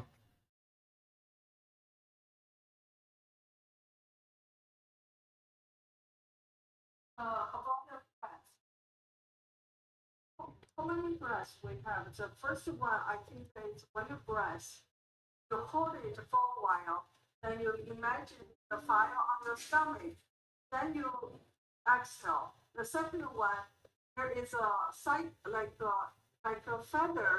That one is when you inhale, just you don't breath your don't hold your breath. You just automatically exhale. Am I right? It's the other way around. So the first one, what you're talking about, is the Samana Kumbhaka. So that is where you inhale, hold your breath, and visualize fire in your stomach. Visualize burning fire in your stomach. And then, when you cannot hold any longer, you exhale. Okay? And then the second one that you're talking about is the Rechaka Kumbhaka, where you see the blue color, right? That's not a feather, that's actually the wind. We are just, it's just to show, you cannot actually show pranayamas in picture. So it's just the closest we could put. So we have put that there. So it is actually, you exhale completely and hold your breath in the exhaled state for as long as you can. And then when you can't hold your breath exhaled anymore, you again allow the breath to come back inside you by itself. So focus is on exhalation, not inhalation. That is the Rechaka Kumbhaka. So to answer your question, how many are there? We have so many pranayamas, tens of pranayamas are there. We'll be going over more pranayamas throughout the entire Sakala Vinyasa Krama. So there are so many pranayamas. So we will not be covering all the pranayamas in this 508. There are more pranayamas which are outside of the 508 as well.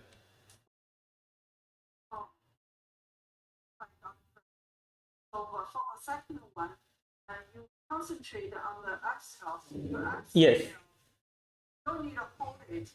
Then after you hold it, you let it inhale, generate it automatically. Yes. Correct. That's perfect. Yes. That's perfect, ma. Yes. ஐயா சொல்லுங்க ஐயா, கைலாச திருவண்ணாமலை சொல்லுங்க ஐயா. உங்க voice கேட்க மாட்டேங்குது, நீங்க பேசுறது வந்து கேட்க மாட்டேங்குது. மைக்ல ஏதோ பிரச்சனை இருக்குன்னு நினைக்கிறேன். அங்க ஹால் வாலண்டியர்ஸ் யாராச்சும் இருக்காங்கன்னா அம்மா கிட்ட சொல்றீங்களா? If they can come and help. கேட்க மாட்டேங்குதுங்க, நீங்க பேசுறது எனக்கு கேட்க மாட்டேங்குது. இல்ல யாராச்சும் டைப் பண்ணி கூட அமுச்சு விடலாம். யாராச்சும் ஏதாச்சும் ஐயாக்கு இருக்கிற கேள்வியை வந்து டைப் பண்ணி கூட ஜூம் சாட்ல அமுச்சு விடலாம். லாஸ்ட் இன்னொரு 2 நிமிஷம் இருக்கு. ஸோ யாராச்சும் ஐயாவோட கேள்வி டைப் பண்ணி அமுச்சு விட முடிஞ்சிச்சுன்னா நான் படிச்சுட்டு நான் ஆன்சர் பண்றேன். ஸோ மைக் வேலை செய்ய மாட்டேங்குதுங்க ஐயா, மைக்ல ஏதோ பிரச்சனை இருக்குன்னு நினைக்கிறேன். If anyone else has any questions, you can come up to the mic and you can ask. We have last 2 minutes.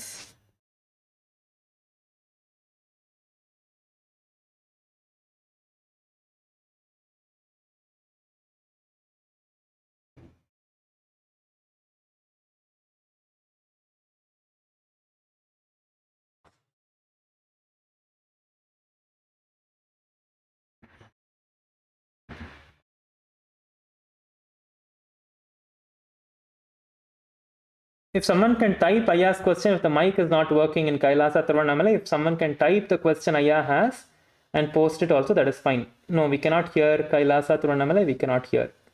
There is some issue with the mic, I think.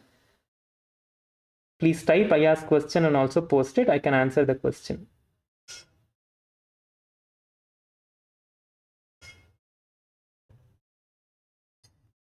We just have 1 more minute. So if any of you have any questions, you can come and can ask your questions.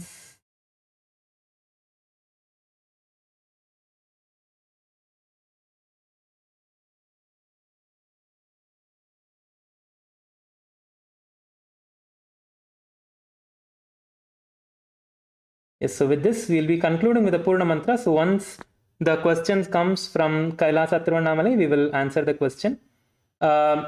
Ma from Kailasa LA, we will take another question tomorrow. Ma, I think you have another question, but I'll take your question tomorrow from Kailasa LA. We'll answer your question tomorrow again, Ma. Sorry for the sorry for not being able to answer your question today, as the time is not enough. We will answer your question again tomorrow. So with this, let us conclude with the Purna Mantra. Please sit straight with your head, neck and spine in a straight line. Kailasa Tiruvannamalai, நான் உங்களோட கேள்வி Purna Mantra அப்புறமா answer பண்றேன். Please sit with your head, neck and spine in a straight line. Bring your hands in front of your heart center. Let us offer our gratitude to the Supreme Pontiff of Hinduism, Bhagavan Shri Nithyananda Paramashivam, and conclude with the Purna Mantra. Om Purnamadah Purnamidam Purnat Purnamudachyate Purnasya Purnamadhaya Purnamevavashishyate. Om Shanti Shanti Shantihi. Hari Om Tat Sat Sarvam Bhagavat Shri Nithyananda Paramashiva Padukarpanamastu. Om Nithyanandam. Thank you everyone. Nithyanandam. Requesting all of you to please quickly gather back for the puja. Please change and gather back. Kailasa Tiruvannamalai, நான் உங்களோட கேள்வியை படிச்சிட்டு இருக்கேன். Okay, so ஐயா நான் explain பண்ணுறேங்க ஐயா. So உத்தியான பந்தம் அப்படின்னா வந்து உங்களோட நீங்கள் மூச்சை உள்ளே இழுத்துட்டு நீங்கள் வெளியே விட்டதுக்கு அப்புறமா நீங்கள் வந்து உங்களோட வயிறை வந்து உள்ளே இழுக்கிறது, சக்கிங் யுவர் ஸ்டமக் அப்படின்னா உங்களோட வயிறை வந்து உள்ளே இழுக்கிறது வந்து உத்தியான பந்தம். சரிங்களா? ஸோ திஸ் இஸ் த உத்தியான பந்தம். ஸோ நீங்கள் மூச்சை ஃபுல்லாக வெளியில் விட்டுட்டு உங்களோட வயிறை வந்து உள்ளே இழுக்கிறது வந்து உத்தியான பந்தம். அதுக்கப்புறமா மூலபந்தம் பார்த்தீங்கன்னா, மூலபந்தம் வந்து உங்களோட பட்டக்ஸ் வந்து நீங்கள் டைட் பண்ணுறது. நீங்கள் வந்து உங்களோட பட்டக்ஸை நீங்கள் வந்து உட்காரும்போது நீங்கள் உங்களோட அந்த ஃபுல் ரீஜன், அந்த இடத்த நீங்கள் வந்து கான்ட்ராக்ட் பண்ணி பிடிச்சிக்கணும். மீன்ஸ் டைட் பண்ணி நீங்கள் பிடிச்சிக்கணும். அதுதான் வந்து மூலபந்தம். ஸோ இதுதான் வந்து 2 பந்தம். நான் ஜாலந்தர பந்தம், முதல் பந்தம் பற்றி நான் சொல்லிடுறேன். ஜாலந்தர பந்தா வந்து நீங்கள் உங்களோட சின் மூஞ்சை வந்து நீங்கள் கீழே கொண்டு வந்து உங்களோட நெஞ்சுக்கிட்ட நீங்கள் கொண்டு வரணும். இதுதான் வந்து ஜாலந்தர் பந்தம்ங்கய்யா. புரிஞ்சுதுங்களா? எஸ், நன்றிங்கய்யா, நன்றி. Nithyanandam. Yes, thank you everyone. Nithyanandam, please gather back for the puja in another 18 minutes. Thank you, Nithyanandam.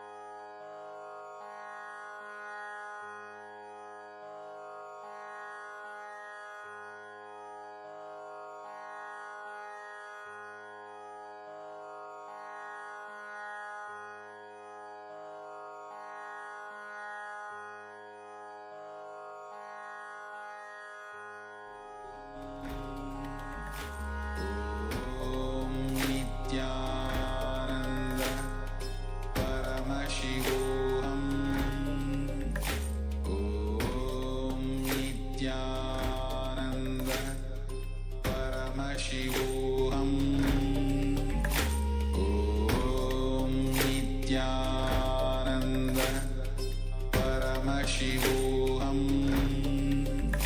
Om Nithyananda. Paramashivoham. Om Nithyananda. Paramashivoham. Om Nithyananda. Paramashivoham. Om Nithyananda. Paramashivoham.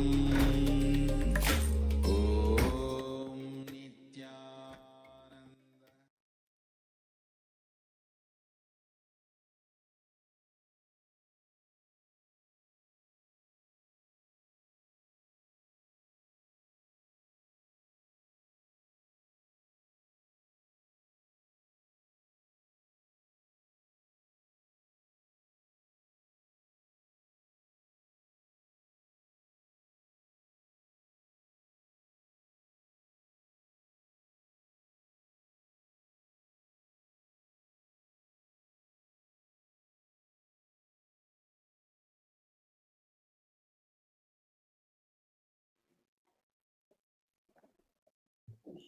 Nithyanandam, we will now be beginning the Pratyakshapada Puja and Shiva Puja,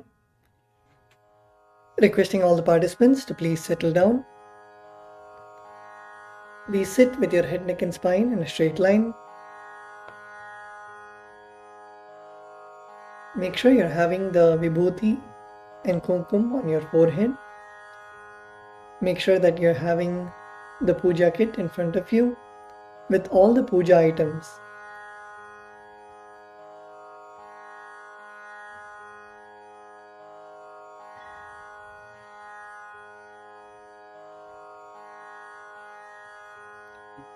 Please close your eyes.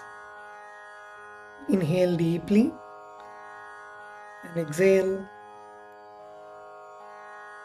Inhale deeply again and exhale. Feel Swamiji's presence in your Anandavanda. Feel Swamiji's presence in the Guru Padukas, radiating from the Guru Padukas. Visualize Swamiji in front of you, blessing you. Come to a space of deep gratitude in your inner space. The Pada Puja and Paramashiva Puja are the most intimate time with Bhagavan Paramashiva and with Swamiji.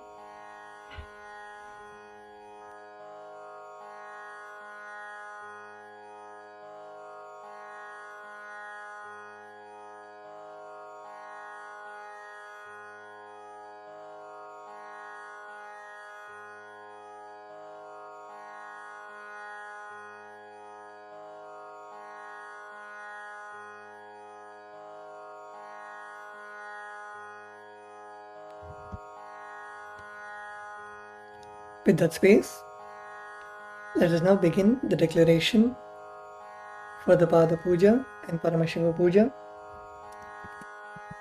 We request all the participants to declare the following with integrity and authenticity.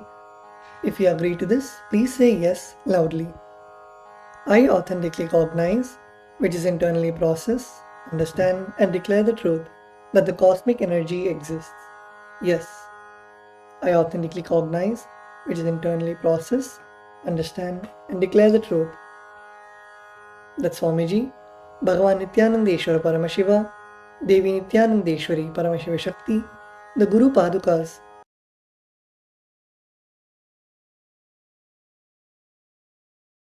and the Atmalinga are the Chinmaya Vigrahas, the embodiments and representations of that very cosmic energy.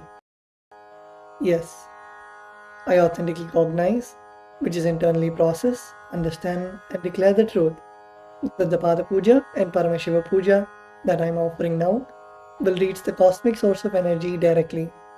Yes, I authentically cognize, which is internally process, understand, and declare the truth of Soham Asmi, that even when I worship, I am Him. Yes. Now, in the Sadguru Vandanam, we offer our gratitude to our Guru, our beloved Swamiji. The meaning of the mantra we are now going to chant is, I surrender to that Guru who is the eternal bliss, the bestower of supreme happiness, the one who is the embodiment of wisdom, who is beyond duality, who is omnipresent, to whom the supreme goal is giving the enlightenment experience, who is eternal, pure, and unshakable, who is the silent spectator of all thought processes, who is beyond emotions, and the one who is without the three qualities called Sattva, Rajas, and Tamas. Now please take some flowers in your hands and close your eyes and offer the flowers at Swamiji's Padukas at the end of the mantra. Nithyanandam Paramasukadam Kevalam Jnanamurtim Dvandvatitam Gagana Sadrisham Tattvamasyaadilaksham Nityam Nivamachalam Sarvadhi Sakshi Bhutam Bhavatitam Trigunarahitam Sadgurum Tam Namami. The next offering is the Guru Parampara Vandanam, where we offer our gratitude to the eternal lineage of all the Gurus, the enlightened masters. The meaning of the mantra we are now going to chant is, I surrender to the lineage of all the enlightened masters, which has Bhagavan Nithyanandeshwara Paramashiva as the beginning, Devi Nithyanandeshwari Paramashiva Shakti as the middle, and my master, Bhagavan Nithyananda Paramashivam, as the end. Now please take some flowers in your hands and close your eyes and offer the flowers at Swamiji's Padukas at the end of the mantra. Nithyanandeshwara Paramashiva Samarambham Nithyanandeshwari Paramashiva Shakti Madhyamam Nithyananda Pariyantam Vande Guru Paramparam. The next is the offering of the Arunagiri Yogeshwara Vandanam. In the Arunagiri Yogeshwara Vandanam, we offer our respects and gratitude to Bhagavan Arunagiri Yogeshwara, who is the incarnation of Bhagavan Paramashiva. The meaning of the mantra we are now going to chant is, the Arunagiri Yogeshwara, who is the Lord of all beings, who has the sacred musk paste applied on his forehead, who has a glittering stick, who has worn a loin cloth on his glittering hip, who has worn the datura flower, the king cobra, and a crescent moon on his forehead. That Arunagiri Yogeshwara's presence happens. Now please take a few flowers in your hands and close your eyes and offer the flowers at Swamiji's Padukas at the end of the mantra.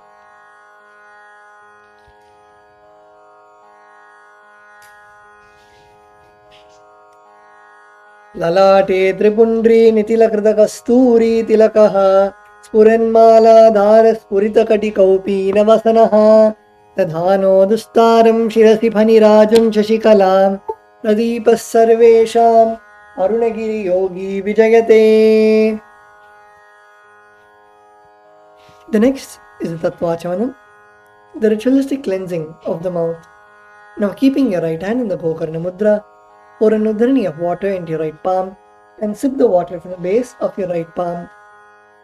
Each time the word Svada is chanted. Om Atmatattvam Shodhayami Svadha. Om Vidyatattvam Shodhayami Svadha. Om Shivatattvam Shodhayami Svadha. Now with the base of your right hand thumb, wipe your lips twice from the right to the left. Om Ham Hridayaya Namaha. Wash your hands with an udharani of water.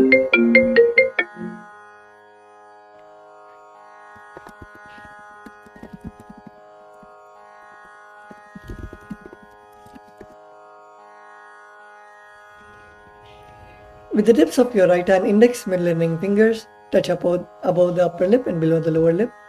Wash your hands with an udharani of water.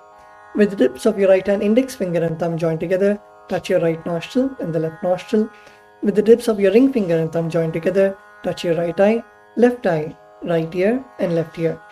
Wash your hands with an udhrani of water. With the tips of your little finger and thumb joined together, touch your navel center, the right chest and left chest.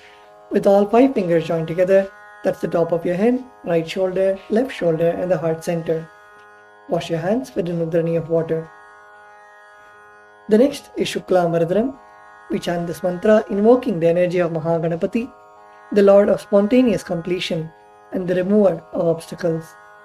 The meaning of the mantra we are now going to chant is, I meditate upon Lord Ganesha, who is clad in white garments, who is all-pervading, who is as bright colored as the moon, and who has a smiling, pleasant face, having 4 shoulders and hands, and who is the remover and pacifier of all obstacles. Now please take the akshata, the turmeric mixed rice, and a flower in your right hand. Keep both your hands as fists and tap the sides of your forehead along with the mantra. Shuklam Varadharam Vishnum Shashivarnam Chaturbhujam Prasannavadanam Dhyayet Sarva Vignopashantaye. The next is the pranayama, the regulation of the prana, the life energy. Now continue to keep the akshata in your right hand. Open your little finger, ring finger and thumb. Inhale through the left nostril by closing your right nostril with your thumb. Hold your breath by closing both the nostrils and exhale through the right nostril while we chant the Samhita mantras. Om Hom Ishanamurdhaya Namaha, Om Him Tatpurushavatraya Namaha, Om Hom Agorhridayaya Namaha, Om Him Vamadevukhyaya Namaha, Om Him Satyojatamuurtaya Namaha, Om Ham Hridayaya Namaha, Om Him Shirase Namaha, Om Hom Shikaya Namaha, Om Him Kavachaya Namaha, Om Hom Netrebhyo Namaha, Om Hastraya Namaha, Om Hom Ishanamurdhaya Namaha, Om Him Tatpurushavatraya Namaha, Om Hom Agorhridayaya Namaha, Om Him Vamadevukhyaya Namaha, Om Him Satyojatamuurtaya Namaha, Om Ham Hridayaya Namaha, Om Him Shirase Namaha, Om Hom Shikaya Namaha, Om Him Kavachaya Namaha, Om Hom Netrebhyo Namaha, Om Hastraya Namaha, Om Hom Ishanamurdhaya Namaha, Om Him Tatpurushavatraya Namaha, Om Hom Agorhridayaya Namaha, Om Him Vamadevukhyaya Namaha, Om Him Satyojatamuurtaya Namaha, Om Ham Hridayaya Namaha, Om Him Shirase Namaha, Om Hom Shikaya Namaha, Om Him Kavachaya Namaha, Om Hom Netrebhyo Namaha, Om Hastraya Namaha. The next is the Sankalpa mantra, the conscious resolution. When you make a Sankalpa in the presence of the Master, the power of the Master's presence will simply manifest it as reality. Please close your eyes.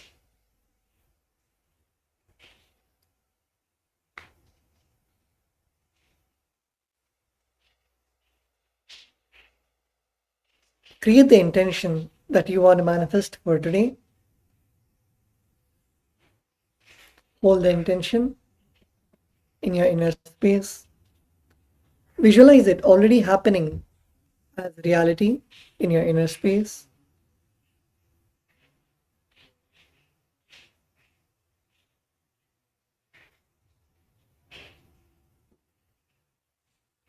In that space, now keep the akshata in your left palm and close it with your right palm and keep both the hands on the right thigh.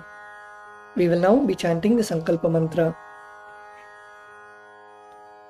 Om Namopata Samasta Duridakshayadvara Bhagavat Shri Nithyananda Paramashiva Prityartham Shri Nithyanandeshwari Paramashiva Shakti Sameta Shri Nithyanandeshwara Paramashiva Prityartham Cha Shubhe Shobhane Muhurte Adya Brahmanaha Dvitiya Parardhe Shri Shvetavaraha Kalpe Vaivasvatamanvantare Ashtavimshatitame Nityayuge Prathame Pade Jambudvipe Bharadavarše Bharadakhande Meroho Dakshine Parshve Shakabde Asmin Vartamane Vyavaharike Prabhavadinam Shashtyaha Samvatsaranam Madhye Vishwavasunam Samvatsare Dakshinayane Lakshmi Venkateshwara Rito Sinhamase Krishna Pakshe Dvitiyayam Shubhadito Mangalavasare Yuktayam Uttara Bhadrapada Nakshatra Ganda Yoga Garaja Karana Evam Guna Visheshana Vishishtayam Asyam Shubhadito Shri Kailasa Dvadashanta Shyamala Pitharudha Shri Meenakshi Sundareshwara Bhinna Swarupa Parashiva Putra Ratna Kumara Gurumanya Tulyavatara Shri Parvati Stanyapana Labda Divyajnana Vishruta Sakala Nigama Gamasara Bhuta Dravida Veda Pravatre श्रीमत् Paramshiva करुणा समधिगत मुक्तामय चतुरश्रयान गीयमान छत्र चामर श्रीचिन्नकाहलादि समस्त बिरडावल्यलंकृत ज्ञान विज्ञान चक्रवर्ती सर्वजन संग सद्यो निर्वाण दीक्षा व्यापवर्गवर्ष विश्रानजीमूत परमत कल्प केसरी शैव सिद्धांत स्थापनाचार्य श्रीराजादिराज पांड्य महाराज गुरु क्षपन शाक्यादि महांधकार निवारण ज्ञान भानु वीक्षणा नरहार्ह ध्वजोच्छेदन पूर्वक श्रीमद् वृषभध्वज स्थापक शैव समय कर्त्रे सर्वज्ञ पीठारूढ़ श्री जगद्गुरु श्री ज्ञान संबंध देशिक स्वामी वागीश सुंदर माणिक्य वाचक स्वामिनाम अवतारभूत श्री ज्ञान संबंध स्वामी पुनरुद्धृत श्यामला पीठ सर्वज्ञ पीठ तृणवत्युत्तर द्विशततम गुरु महासन्निधान अरुणगिरि योगीश्वर परंपरागत अरुणाचल सर्वज्ञ पीठ गुरु महासन्निधान कैलास परंपरागत कांची कैलास सर्वज्ञ पीठ त्रयस्त्रिंशदुत्तर द्विशततम गुरु महासन्निधान नित्योत्सव नित्य मंगल नित्य कल्याण नित्य रचित कैलास परंपरागत आदि कैलास नित्यानंद पीठ महासंस्थान महासिंहासन पीठ कर्त्रे साक्षात् श्री परमशिव समुद्भूत कैलास परंपरागत वैवस्वत मनु इक्ष्वाकु हरिश्चंद्र भगीरथ श्रीरामचंद्र शूरसेन इत्याद्यनवच्छिन्न सार्वभौम चक्रवर्ती परंपरागत चतुष्षष्टि योगिनी मंडित चतुष्षष्टि संप्रदाय प्रवर्तक मनुधर्म शासन सूर्यवंश प्राप्त सर्वज्ञ पीठ सुरांगी साम्राज्य मूर्धाभिषिक्त चूड़ामणि साक्षात् श्री परमशिव समुद्भूत कपिल महागुरु पुनरुद्धृत महानिर्वाणि पीठ अष्टोत्तर सहस्र श्री महामंडलेश्वर साक्षात् श्री परमशिव समुद्भूत श्री महागणपति समारंभ अनवच्छिन्न पीठाधीश्वर गुरु परंपरा प्राप्त अटल पीठ अष्टोत्तर सहस्र श्री अटल पीठाधीश्वर धर्म मुक्ति स्वर्ग पर स्वर्ण पीठ त्रयोविंश गुरु महासन्निधान कैलास परंपरागत आदिपीठ सर्वज्ञ पीठ जगद्गुरु श्री कैलास पुनरुद्धारक श्री कैलास परमाचार्य श्रीमत् परमहंस परिव्राजकाचार्य वर्य सच्चिदानंद प्रणव स्वरूप श्रोत्रिय ब्रह्मनिष्ठ श्रीमज्जगद्गुरु श्रील श्री भगवत् श्री नित्यानंद परमशिव श्री ज्ञान संबंध देशिक परमाचार्य स्वामिनां प्रीत्यर्थं तेषां पादारविन्दयोः भक्ति सिद्ध्यर्थं गुरुकृपा कटाक्ष सिद्ध्यर्थं क्षेम स्थैर्य वीर्य विजय आयुरारोग्य ऐश्वर्यानाम् अभिवृद्ध्यर्थं धर्मार्थ काम मोक्ष चतुर्विध बल पुरुषार्थ सिद्ध्यर्थं समस्त दुरितोपशान्त्यर्थं समस्त मंगलावाप्त्यर्थं भगवत् श्री नित्यानंद परमशिव प्रसादेन सकुटुम्बस्य ज्ञानवैराग्य जीवन मुक्ति प्राप्त्यर्थं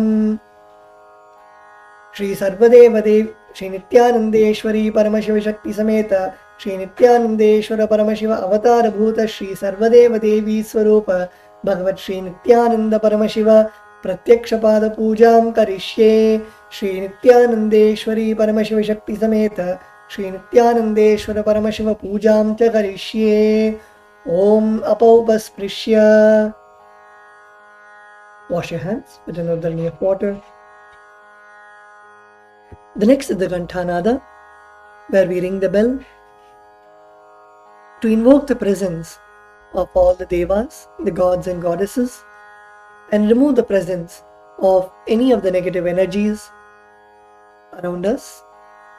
Now please take the bell in your left hand and hold it above your heart center and ring the bell as we chant the mantras. Om Agamarthantu Devanam Gamanarthantu Rakshasam Ghantanadam Karomyado Devata Hvanalanchanam Ghanta Devata Bhyo Namaha.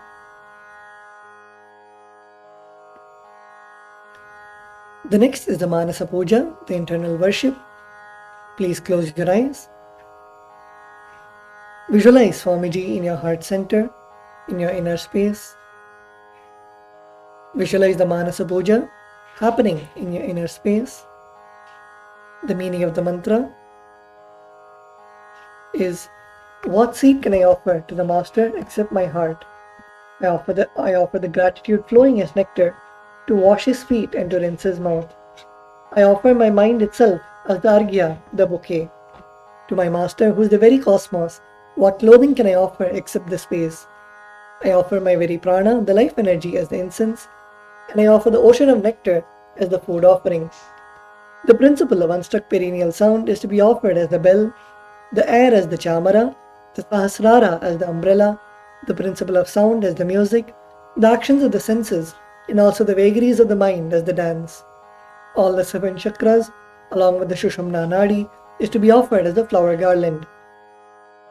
The different kinds of flowers with which the Guru should be worshipped are the guilelessness, freedom from the ego, freedom from suffering when your desires are not fulfilled, freedom from arrogance, freedom from ignorance, freedom from deceit, freedom from hatred, freedom from agitation, freedom from jealousy and greed. And the Guru should also be worshipped with the flowers of non-violence, mastery over the senses, compassion, forgiveness, and enlightenment.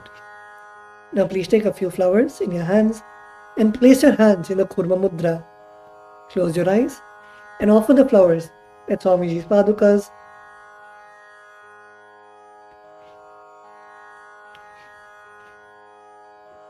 At the end of the mantra. Om Hritpadmamasanam Dadyat Sahasrarachyutamritaihi Padyam Charanayor Dadyat Manastu Argyam Nivedayet Tena Amritena Acamaniyam Snaniyam Tera Chasmritam Akashatatvam Vastram Syat Gandhasyat Gandhatatvakam Chittam Prakalpayet Pushpam Dhupam Pranan Prakalpayet Tejastatvam Jadipartham Naivedyam Syat Sudham Buddhi Anahadadhvanirghanta Vayutatvam Chachamaram Sahasraram Bhavet Chatram Shabdatatvam Chagitakam Nrityamindriya Karmani Chanchalyam Manasastatha Sumekhalam Padmamalam Pushpam Nana Vidam Tatha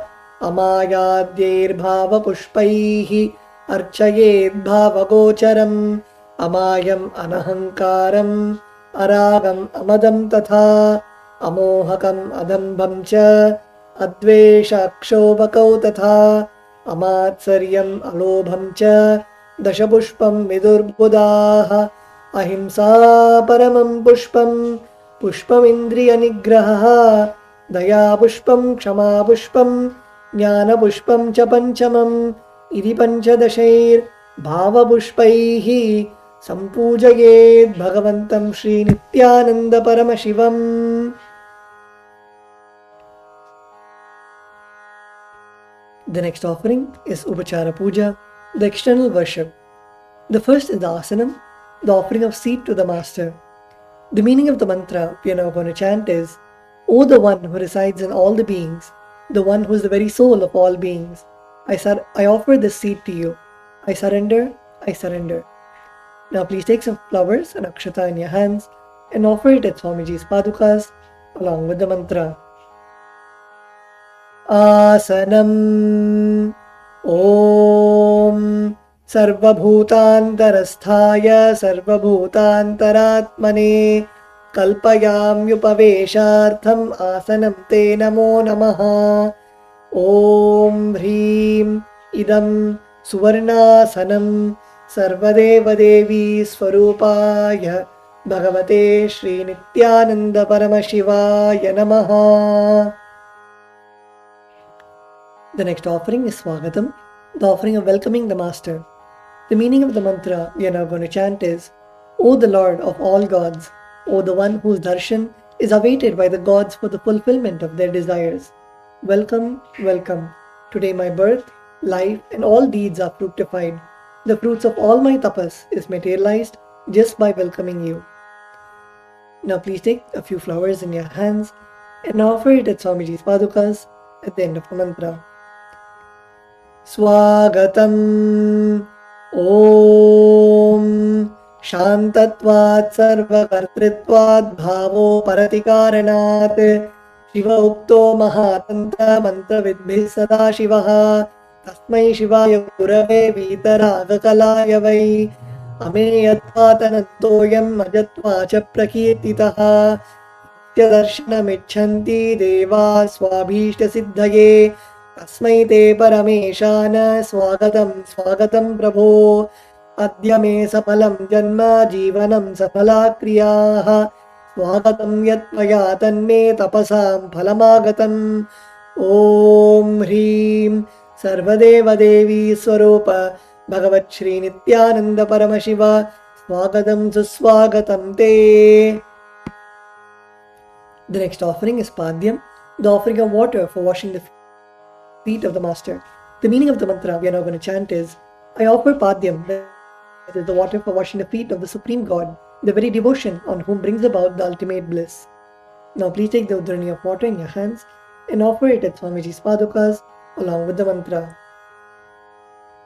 Padyam Om यद्भक्तिलेश संपर्कात् परमानंद संप्लवः तस्मै ते परमेशान पाद्यं शुद्धाय कल्पये ॐ ह्रीं एतत् पाद्यं सर्वदेवदेवी स्वरूपाय भगवते श्री नित्यानंद परमशिवाय नमः. The next offering is Arghya, the offering of the traditional bouquet. The meaning of the mantra we are now going to chant is, O Maheshwara, please accept this Arghya, this offering of the traditional bouquet with water to welcome the guest, made of durva grass, a flower, a bilva leaf and a rice pellet, and kept in a beautiful conch. Now please take the conch in your hands and offer the Arghya at Swamiji's padukas along with the mantra. Arghyaha Om दूर्वाक्षतसमायुक्तं बिल्वपत्रं तथा परं शोभनं शङ्खपात्रस्थं गृहाणार्घ्यं महेश्वर ॐ ह्रीं एषो अर्घ्यः सर्वदेवदेवी स्वरूपाय भगवते श्री नित्यानंद परमशिवाय स्वाहा. The next offering is Acamanam, the offering of water for mouthwash.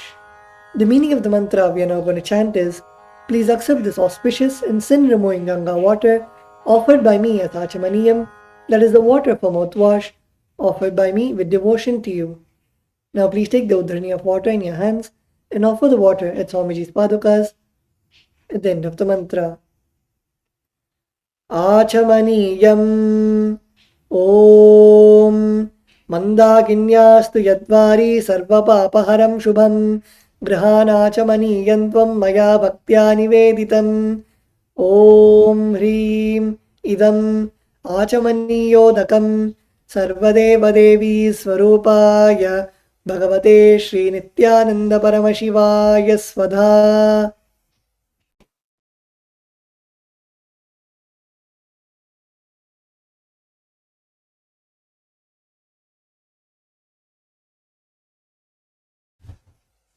The next offering is Madhuparka, the offering of the nectarine drink.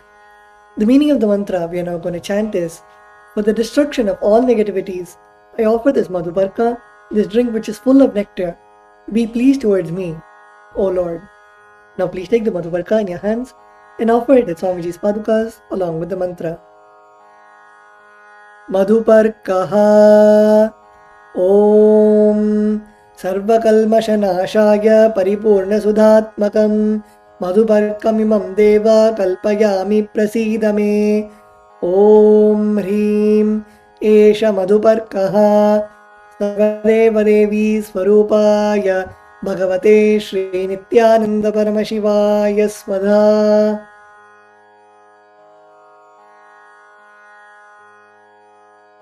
The next offering is Gandhailam, the offering of the scented oil. The meaning of the mantra we are now going to chant is, I offer with love and affection this scented oil to you, O the healer of all the worlds. You are the purest among all the worlds. Now please take the Gandhatailam, the scented oil in your hands and offer it at Swamiji's padukas along with the mantra.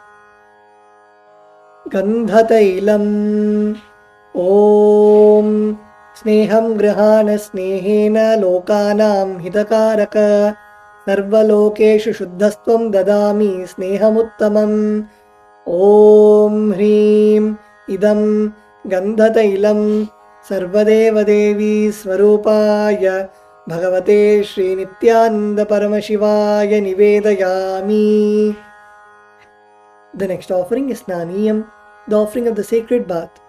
The meaning of the mantra we are now going to chant is, please accept this cool, pure and clear water which is capable of seizing my mind for your sacred bath offered by me with devotion to you.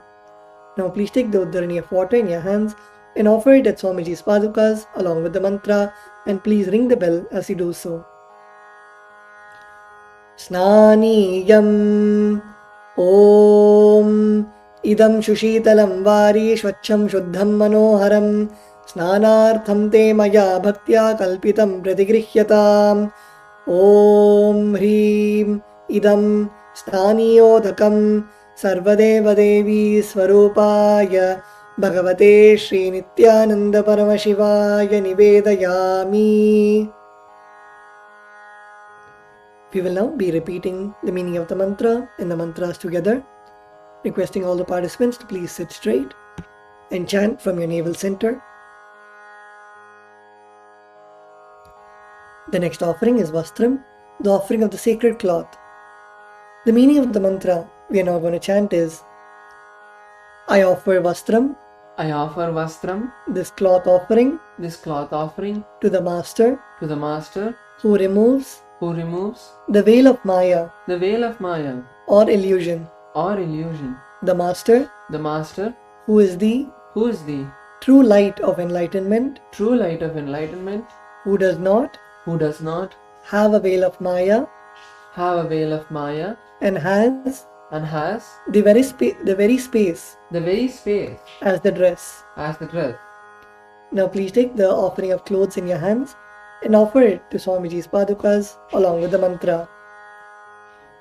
Vastram Vastram Om Om Maya Chitra Maya Chitra Patachanna Patachanna Nijaguhyo Nijaguhyo Rutejase Rutejase Niravarana Niravarana Vijnaya Vijnaya Vasaste Vasaste Kalpayamyaham Kalpayamyaham Om Om Hrim Hrim Idam Idam Vastrottariyam Vastrottariyam Sarvadeva Devi Sarvadeva Devi Swarupaya Swarupaya Bhagavate Bhagavate Shri Nithyananda Shri Nithyananda Paramashivaya Paramashivaya Nivedayami. Nivedayami.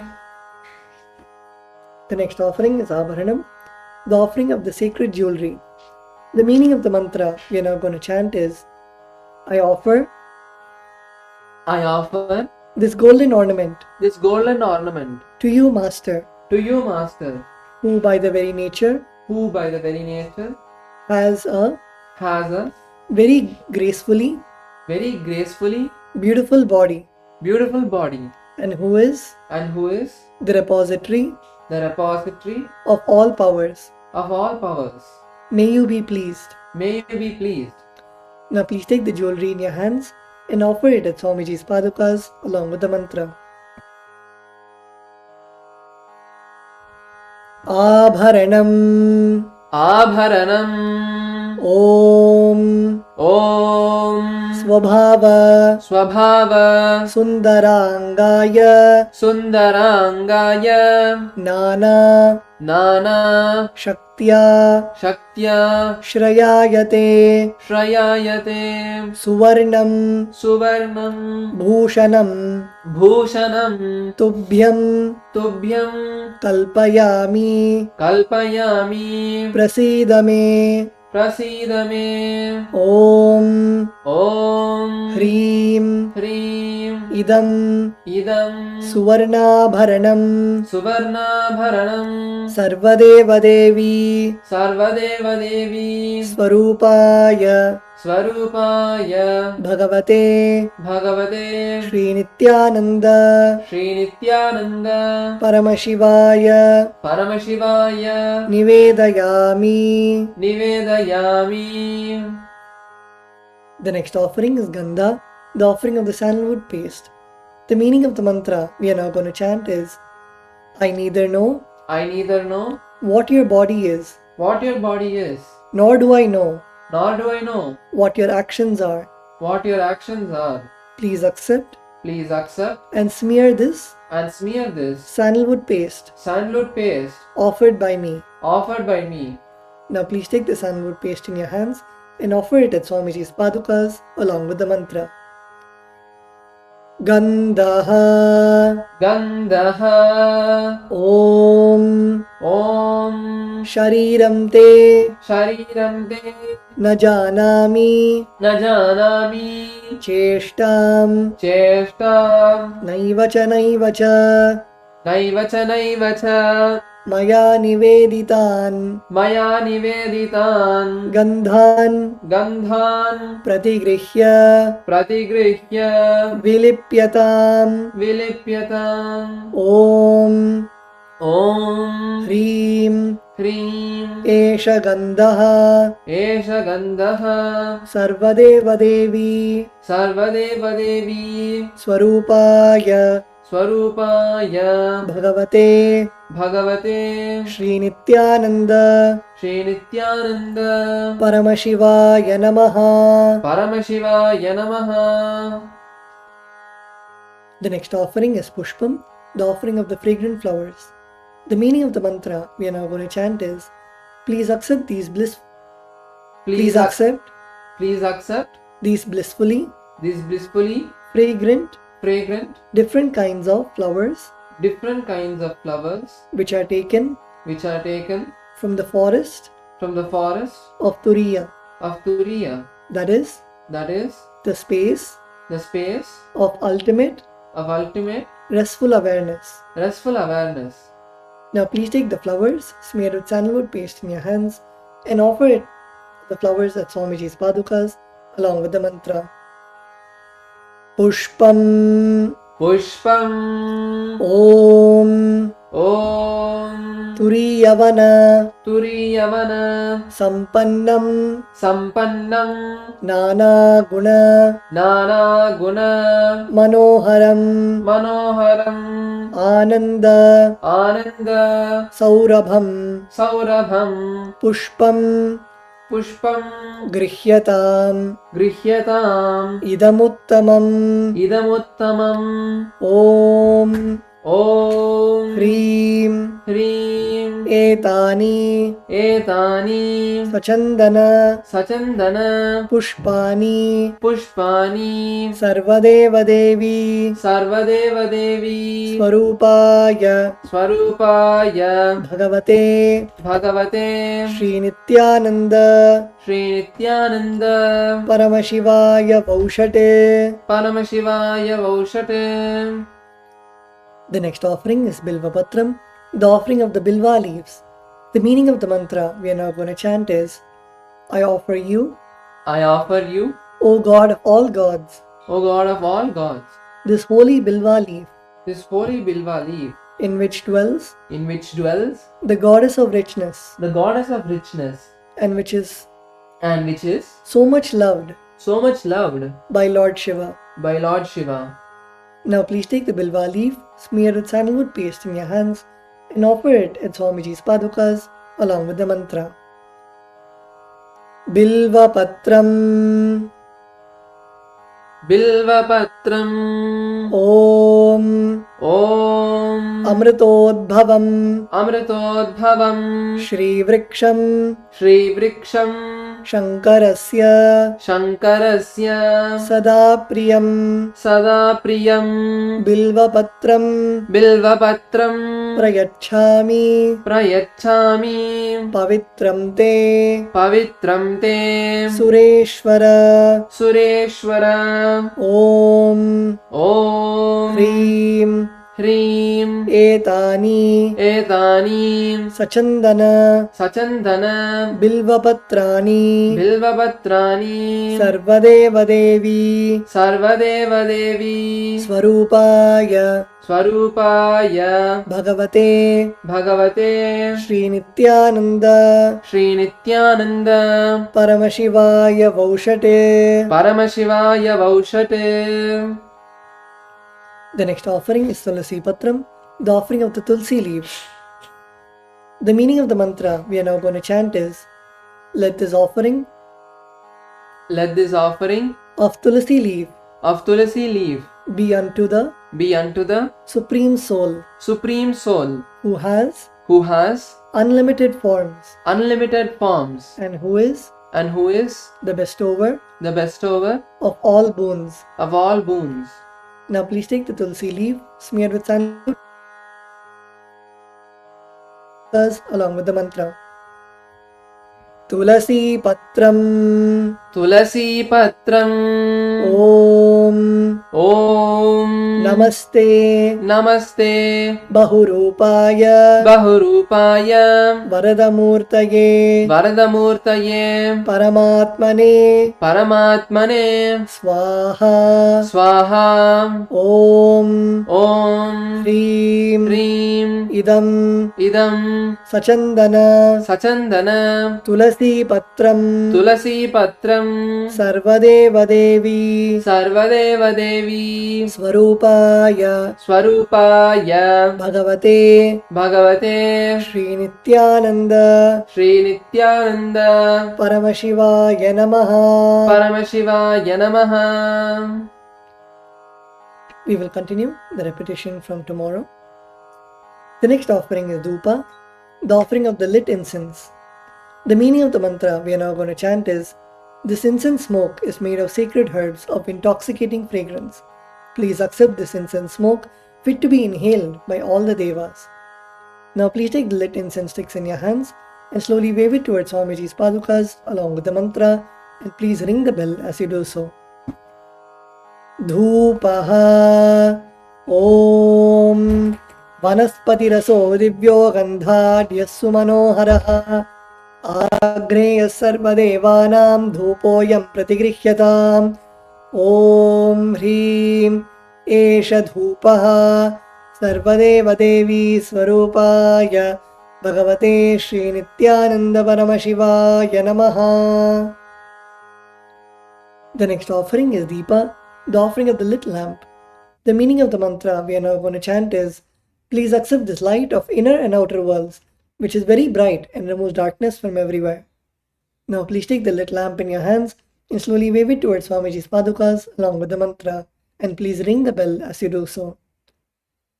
Deepaha Om Suprakasho Mahadeepaha Sarvadastimirapaha Sabhahyabhyantara Jyotir Deepoyam Pratigrihyataam. Om Hrim Esha Deepaha Sarvadeva Devi Swarupaya Bhagavate Shri Nithyananda Paramashivaya Namaha. The next offering is Naivedyam, the offering of food. The meaning of the mantra we are now going to chant is, these different kinds of food offerings are prepared from sweetener and other ingredients. O Lord, please accept this food offering prepared by me with devotion. Now please take the udrani of water and hover it clockwise over the Naivedyam and offer the water at Swamiji's padukas along with the mantra, and please ring the bell as you do so. Naivedyam Om Naivedyam Vividam Deva Sharkara Divinirmitam Maya Niveditam Bhaktya Grahana Parameshwara. Om Hrim Idam Shopakarna Naivedyam Sarvadeva Devi Swarupaya Bhagavate Shri Nithyananda Paramashivaya Nivedayami. The next offering is Paniyam, the offering of water for drinking. The meaning of the mantra we are now going to chant is, O God, the Lord of all demigods, the one who bestows deep fulfillment upon us, please accept this water full of infinite bliss. Now please take Uddharani of water in your hands and offer it at Swamiji's padukas along with the mantra. Paniyam Om Samastadeva Devesha Sarvatriptikaram Param Akhandananda Sampurnam Grahana Jalamuttamam Om Hrim Idam Panarthodakam Sarvadeva Devi Swarupaya Bhagavate Shri Nithyananda Paramashivaya Namaha. The next offering is Punarachamaniyam, the offering of water for drinking. The meaning of the mantra we are now going to chant is, I offer this water for washing the hands and the mouth to you, whose mere remembrance purifies everybody.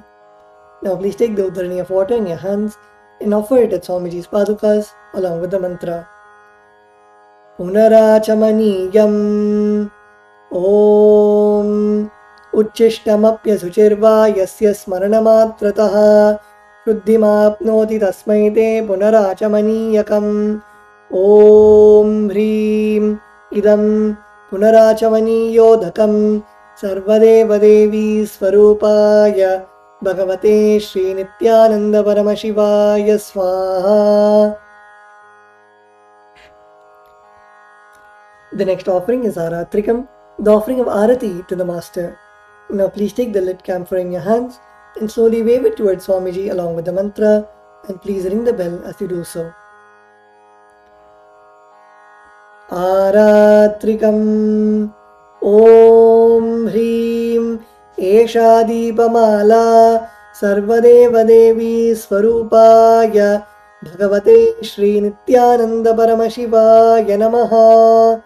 Om Sangrahanyeshtya Yajate Imam Janatagum Sangrihaniti Dwadasharatni Rashana Bhavati Dwadashamasa Samvatsaraha Samvatsarameva Varundhe Maunji Bhavati Urgvai Munjaaha Urjameva Varundhe Chitra Nakshatram Bhavati Chitram Va Etat Karma Karpura Gauram Karunavataram Samsarasaram Bhujagendraharam Sada Vasantam Hridayaravinде Bhavam Bhavani Sahitam Namami Bhavam Bhavani Sahitam Namami Bhavam Bhavani Sahitam Namami.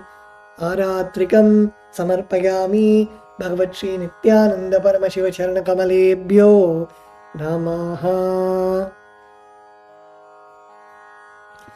The next offering is Pushpanjali, the offering of the fragrant flowers. The meaning of the mantra we are now going to chant is, Guru is the Brahma, who is the source of creation of the universe, Vishnu, who is the source of sustenance of the universe, and Shiva, who is the source of rejuvenation of the universe. Guru is all the three put together in a single form. I surrender to that Guru. I surrender to the Guru, who is omnipresent and who has also given me a glimpse of his experience. I surrender to the Guru, who has with the brush of wisdom opened my eyes blinded by ignorance. I surrender to the Guru, who by giving the knowledge about the self has burnt my karmic baggage of so many births. I surrender to the Guru, who is the Lord of the cosmos, who is the Guru of the cosmos. My soul is the same soul which is in all the beings. I surrender to Dakshinamurti, the primal Guru, who manifests himself differently in the form of Ishvara, Guru, and Atman, or the Self. I surrender to that Guru who is the eternal bliss, the bestower of supreme happiness, the one who is the embodiment of wisdom, who is beyond duality, who is omnipresent, to whom the supreme goal is giving the enlightenment experience, who is eternal, pure, and unshakable, who is the silent spectator of all thought processes, who is beyond emotions, and the one who is without the three qualities called Sattva, Rajas, and Tamas. Now please take a few flowers in your hands and close your eyes and offer the flowers at Swamiji's padukas at the end of the mantra. Pushpanjalihi Gurjnanatimirandasya Jnananjanashalakaya Chakshurunmilitam Yena Tasmai Shri Gurave Namaha.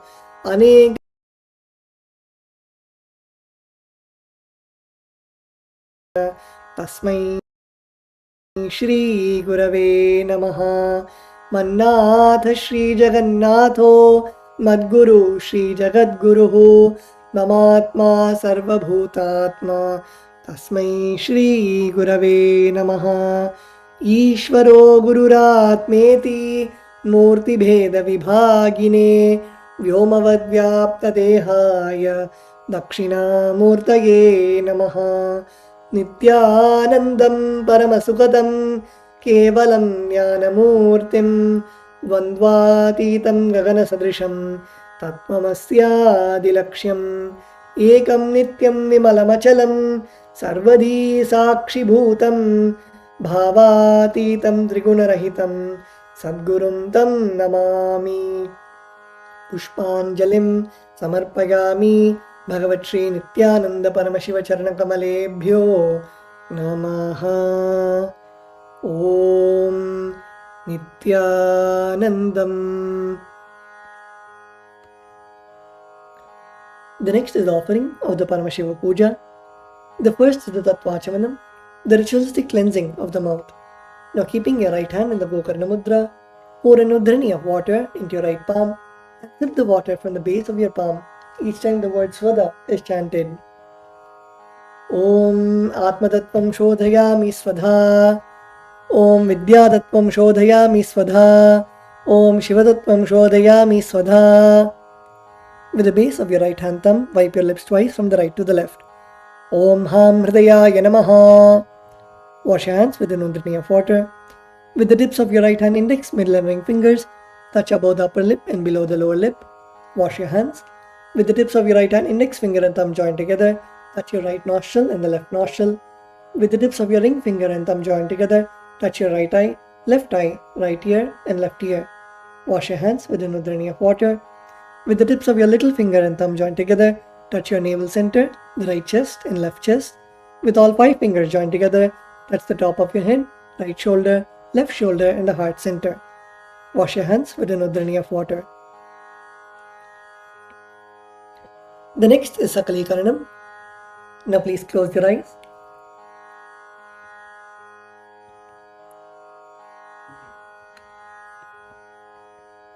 Sakala Krama is the process in which we invoke Bhagavan Paramashiva within our body parts, being in the space of Sohamasmi, that even when we worship, we are Him. Visualize yourself as Bhagavan Paramashiva.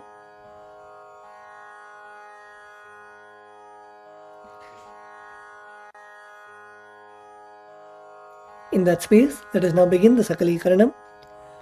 Using your left hand, wipe the front and back of your right hand, and using your right hand, wipe the front and back of your left hand twice.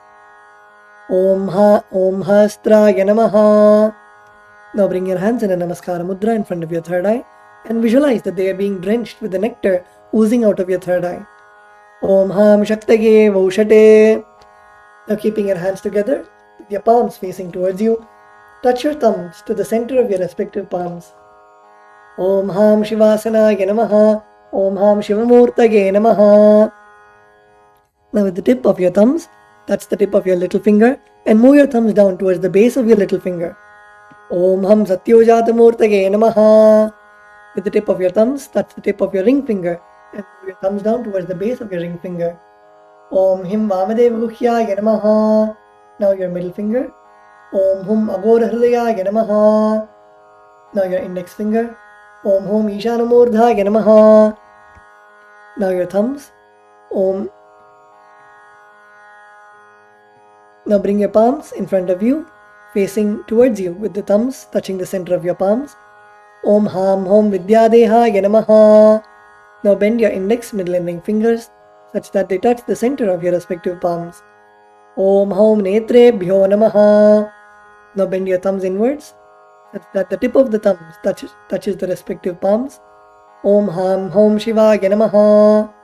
Now with the tip of your thumbs, touch the tip of your little finger and move your thumbs down towards the base of your little finger. Om Ham Hridayaya Namaha. Now your ring finger. Om Him Shirase Namaha. Now your middle finger. Om Hum Shikhaye Namaha. Now your index finger. Om Haim Kavachaya Namaha. Now your thumbs. Om Hastraya Namaha. Now bring your hands into Mushti Mudra and roll them around each other once. Om Haim Kavachaya Hum. Now bring your hands in Namaskara Mudra. Om Ham Shivaya Vaushate.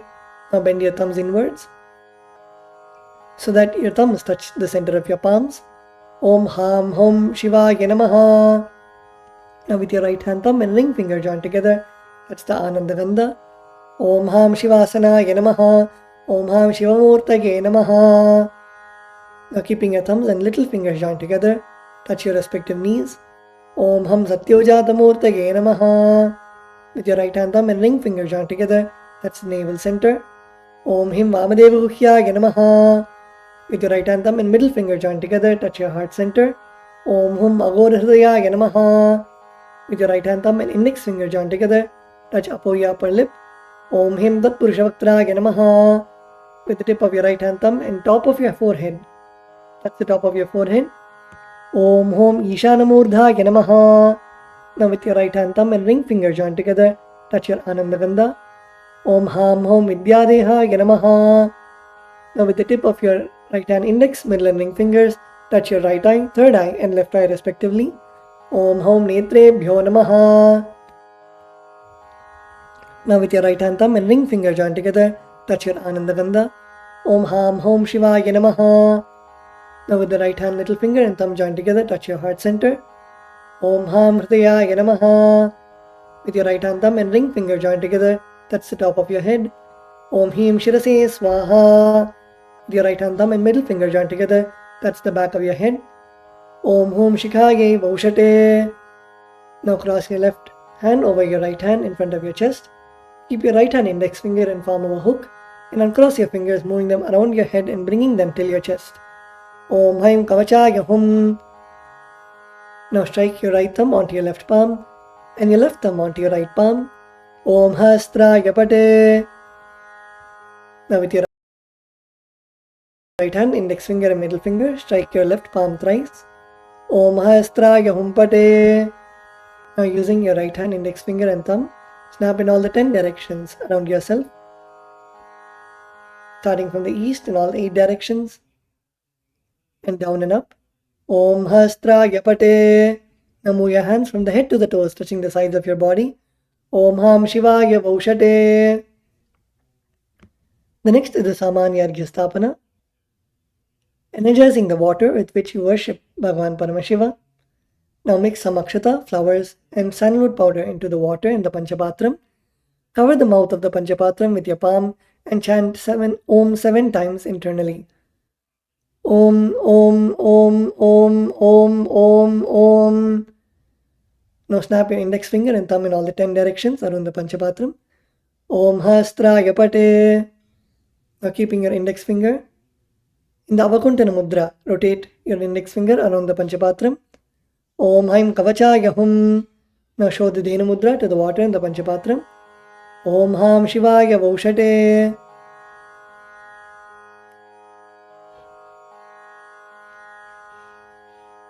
The next is the Avahana. Please close your eyes and visualize Bhagavan Paramashiva in your inner space.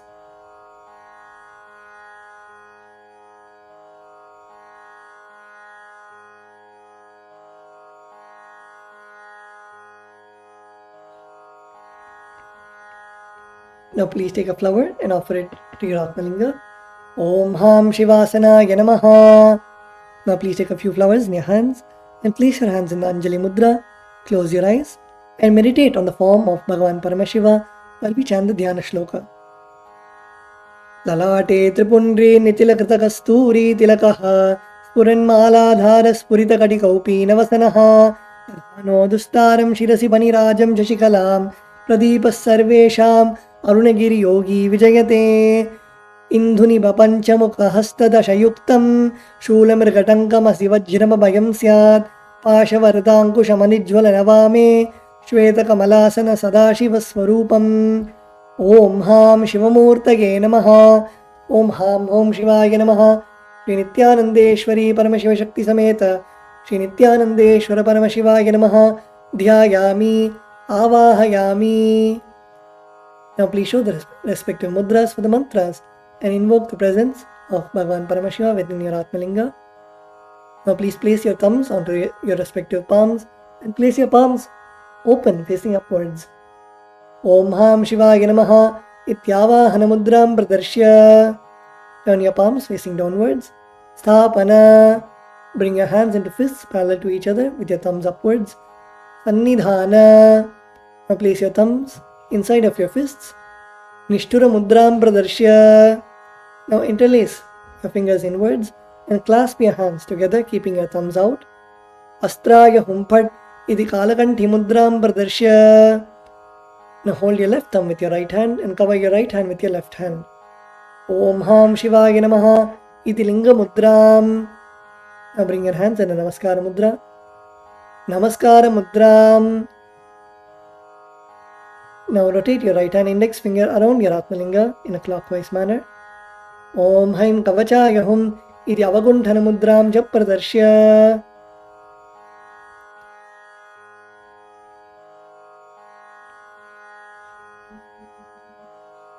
The next is Upachara Puja. The first is the Asanam. Now please take some akshata in your hands and offer it to Bhagavan Paramashiva along with the mantra. Om Ham Hom Shivaya Namaha Shri Nithyanandeshwari Paramashiva Shakti Sameta Shri Nithyanandeshwara Paramashivaya Namaha Asanam Samarpayami.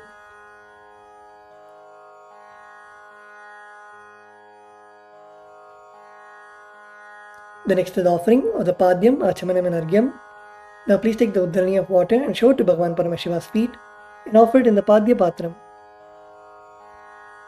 Om Ham Shivaya Namaha. Now please take the Uddharani of water and show it to Bhagavan Paramashiva's mouth and offer it in the Achamana Patram.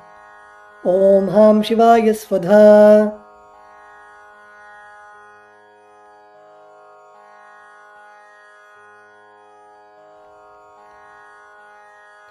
Now please take the Uddharani of water and show it to Bhagavan Paramashiva's crown and offer it in the Arya Patram.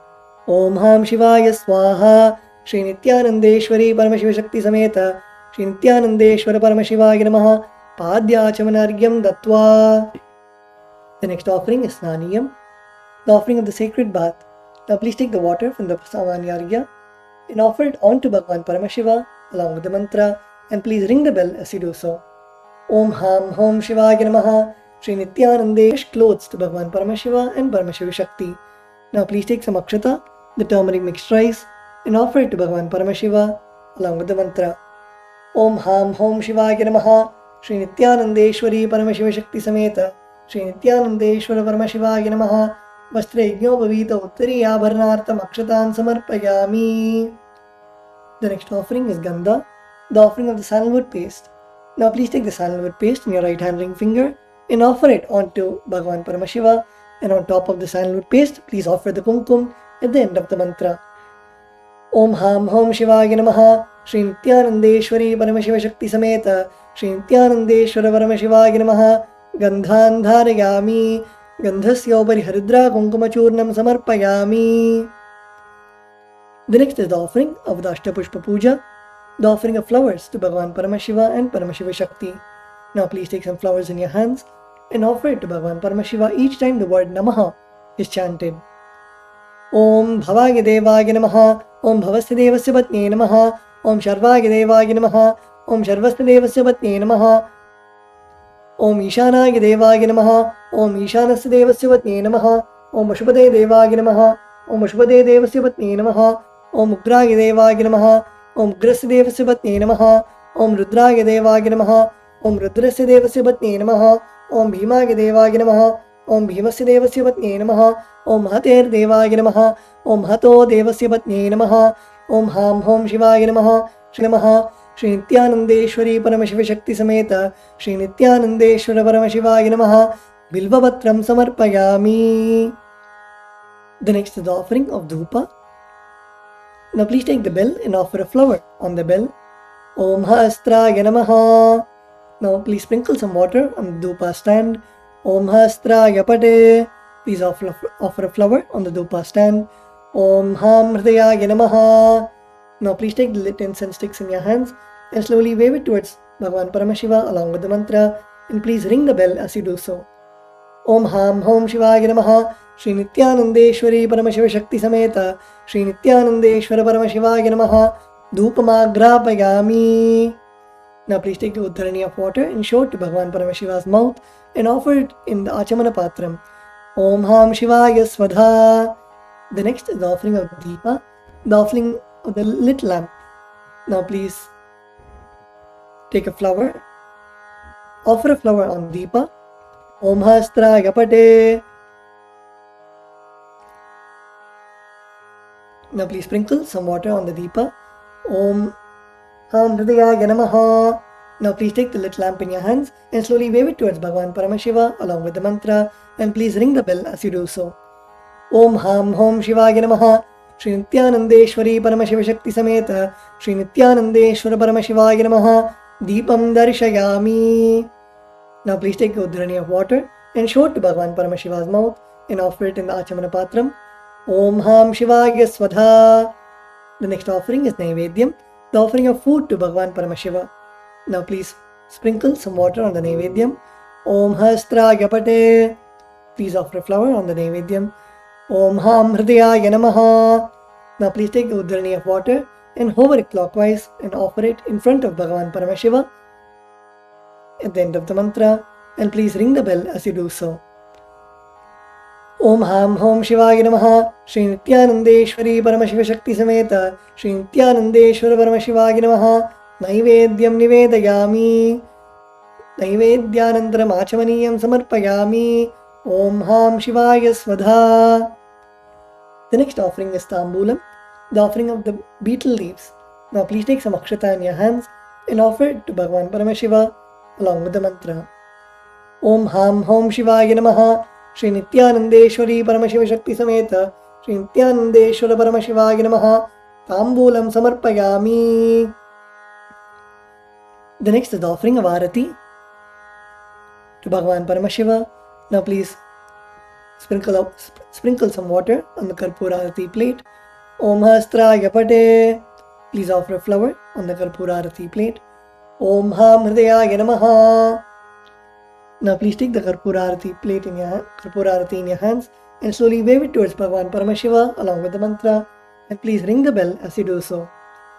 Om Ham Hom Shivaya Namaha. Shri Nithyanandeshwari Paramashiva Shakti Sameta Shri Nithyanandeshwara Paramashivaya Namaha. Karpura Nirajanam Sandarishayami. Now please take a flower and hover it clockwise over the flame and offer it to Bhagavan Paramashiva. Rakshandharayami. The next offering is Pushpanjali, the offering of fragrant flowers. Now please take some flowers, durva grass and akshata in your hands and hold your hands in the Anjali Mudra and offer the flowers to Bhagavan Paramashiva at the end of the mantra. Om Ham Hom Shivaya Namaha. Shri Nithyanandeshwari Paramashiva Shakti Sameta Shri Nithyanandeshwara Paramashivaya Namaha. Pushpanjalim Samarpayami. The next is the Gayatri Mantra Japa. Please hold Yajñopavita and chant the Gayatri Mantra 11 times internally.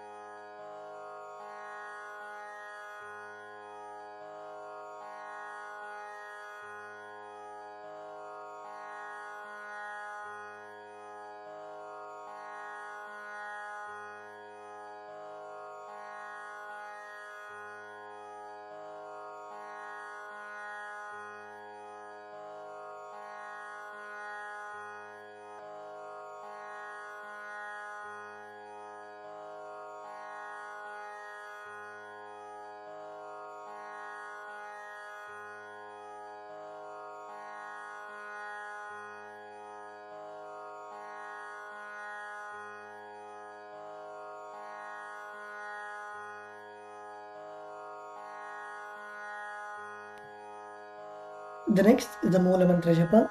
Please close your eyes and chant the Shiva Moola Mantra 11 times internally.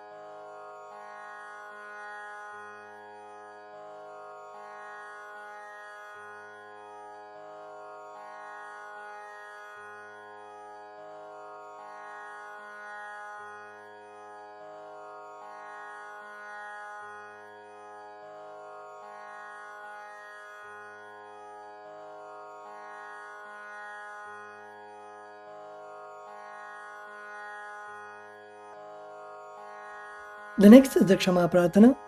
Now please take some flowers, durva grass and akshata in your right hand. Kshama Prarthana is where we request Bhagavan Paramashiva for forgiveness for any mistake that we have offered in the puja. Om Ham Hridayaya Namaha, Om Haim Kavachaya Hum, Om Ham Shivaya Bhushate. Now please keep your hands in the Udbhava Mudra and pour some water into your palms. And at the end of the mantra, let the water flow from your index finger to the left side of Bhagavan Paramashiva. Yat kinchit karma devesha sada sukrita dushkritam tanme shivabadasthasya bhungshak shabaya shankara shivo data shivo bhokta shiva sarvam idam jagat shivo yadiri sarvatra yashiva sohamevatu. Om Ham Hom Shivaya Namaha. The next is the Tattva Acamanam, the ritualistic cleansing of the mouth.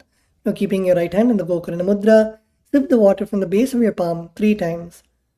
Om Atma Tattvam Shodhayami Svadha. Om Vidya Tattvam Shodhayami Svadha. Om Shiva Tattvam Shodhayami Svadha. With the base of your right hand thumb, wipe your lips twice from the right to the left. Om Ham Hridayaya Namaha. Wash your hands with an udhrani of water. With the tips of your right hand, index, middle and ring fingers, touch above the upper lip and below the lower lip. Wash your hands. With the tips of your right hand, index finger and thumb joined together, touch your right nostril, left nostril. With the tips of your ring finger and thumb joined together, touch your right eye, right ear and left ear. Wash your hands with an udhrani of water. With the tips of your little finger and thumb joined together, touch your navel center, right chest and left chest. With all 5 fingers joined together, touch the top of your head, right shoulder, left shoulder and the heart center.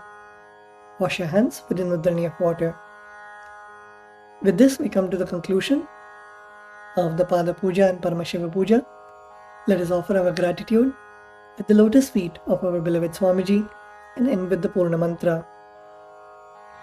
Om Purnamada Purnamidam Purnat Purnamudachyate Purnasya Purnamataya Purnameva Vashishyate. Om Shanti Shanti Shanti Harihi Om Tat Sat. Sarvam Bhagavat Shri Nithyananda Paramashiva Padukarpanamastu. Om Nithyanandam.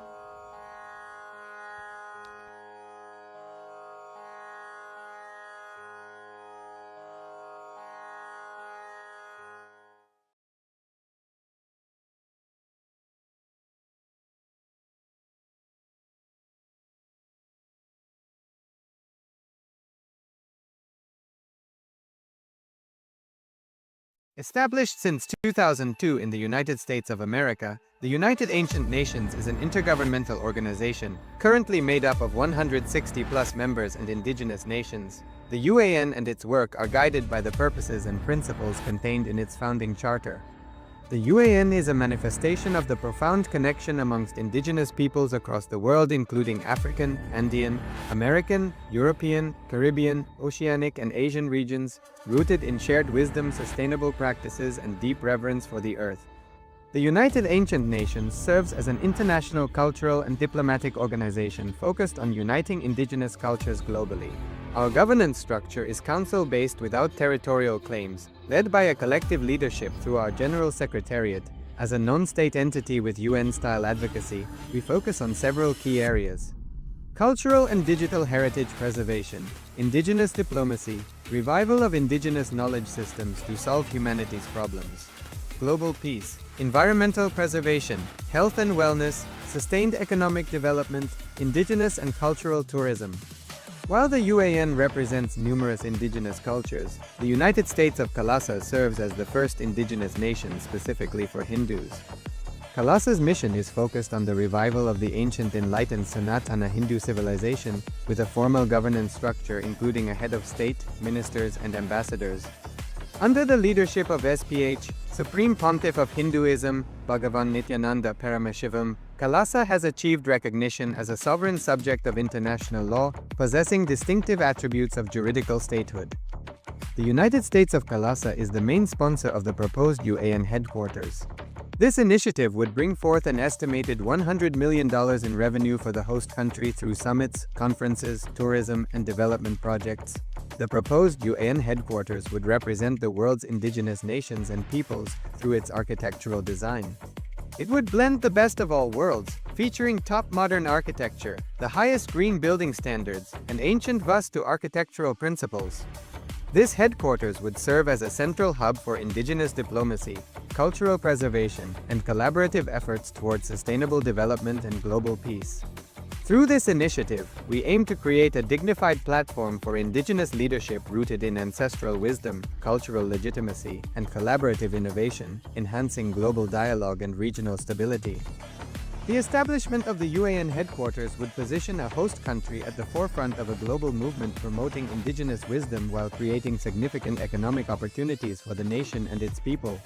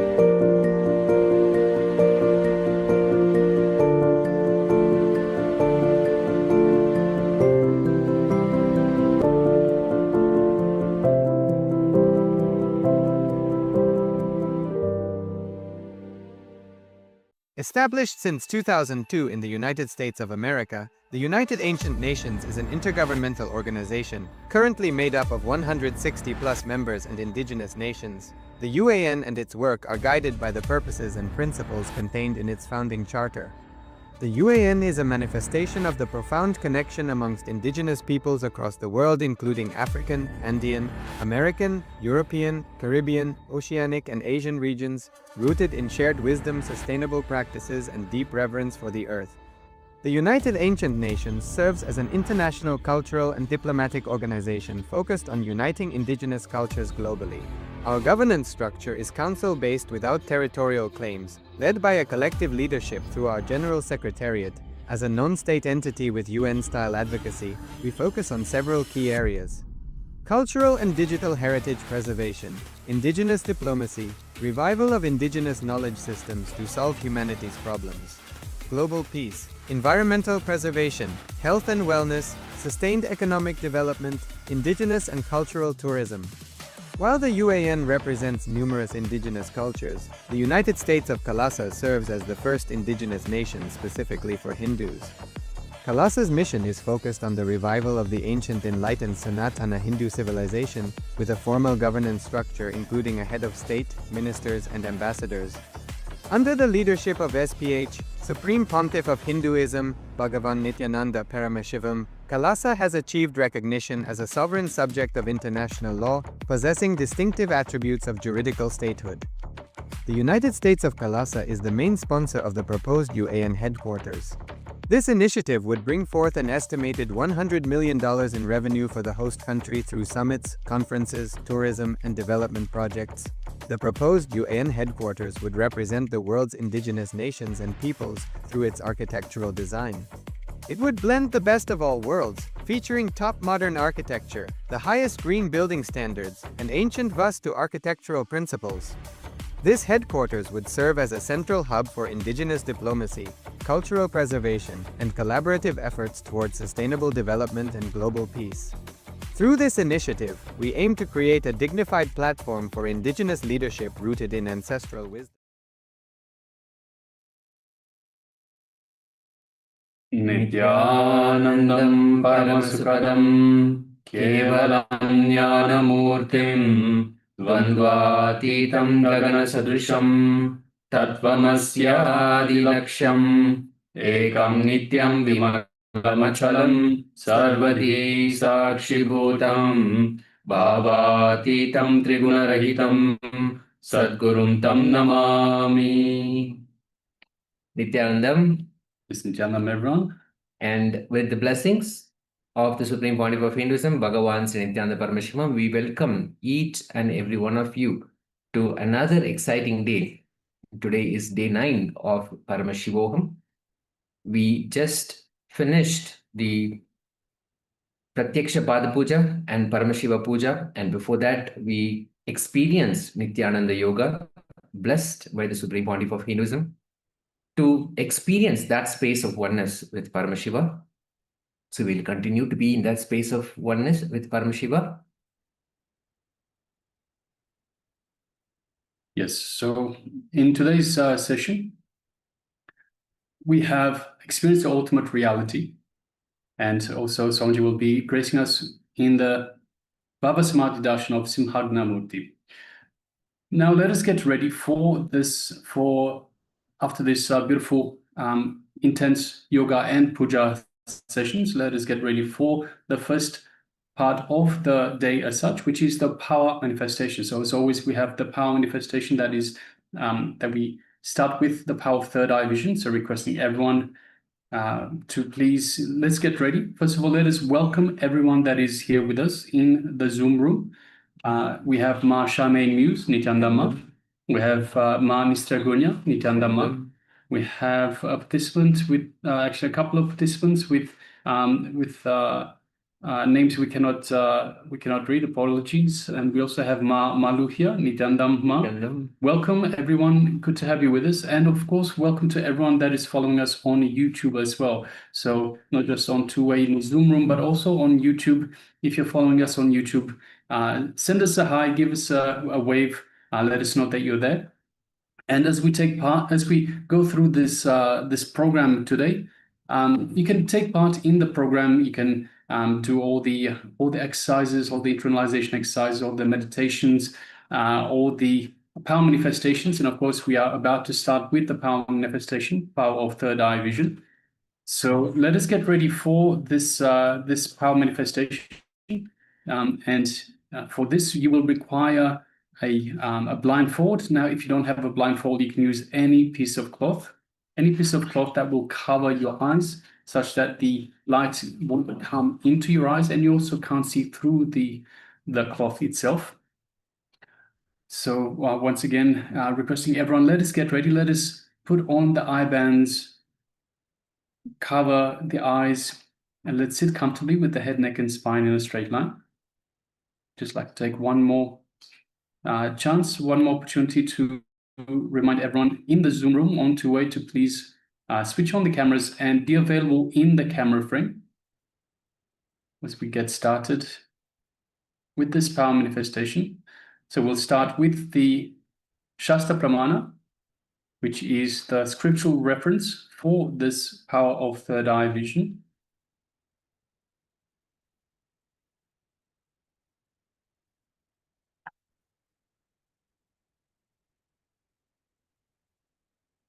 Yes, we'll read the Shastra Pramana.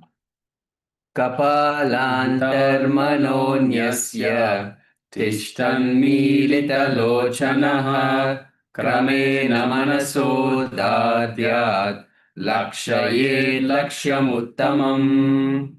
The translation of this verse, given by Paramashiva himself, says, by fixing the mind on the inner space within the crown center and sitting stably without any movement, having the eyes closed, in succession, by that stability of the mind and inner space, one directly sees the ultimate goal by having the vision beyond the sight that reveals any object or place, attaining the space of oneness with the source Paramashiva.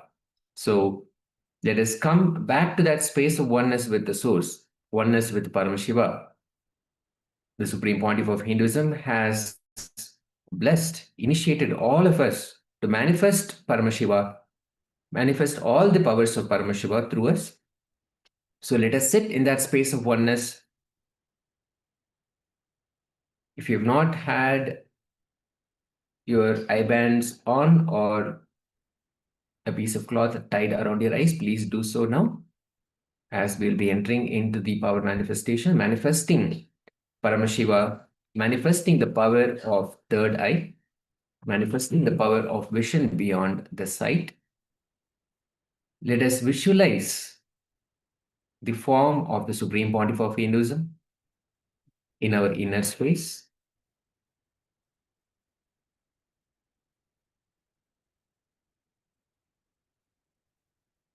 Invoking his presence, connecting deeply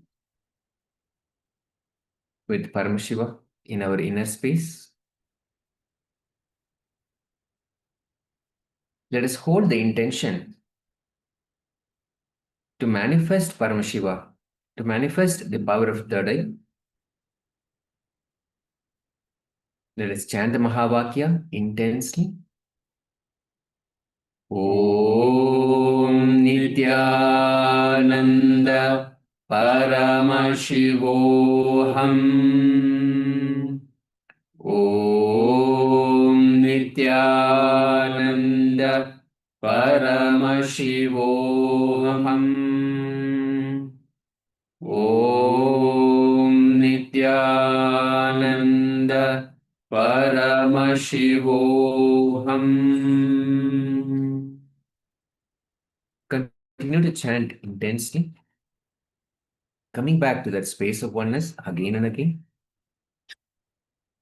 Let Paramashiva manifest through all of us. The image is being projected now. Let us start.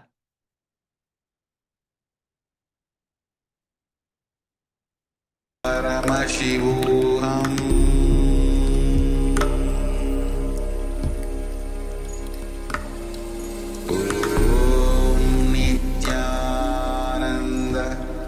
Paramashivoham.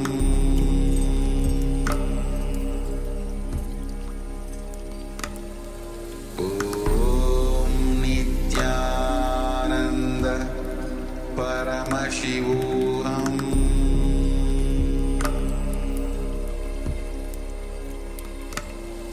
Om Nithyananda Paramashivoham.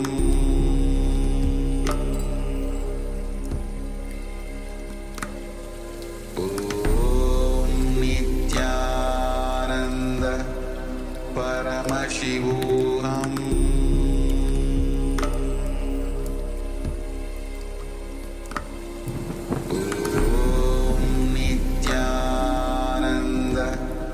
Paramashivoham.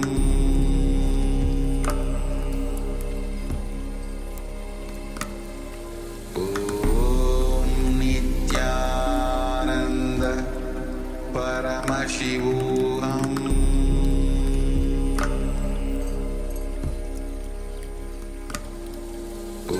Om Nithyananda Paramashivoham. Paramashivoham.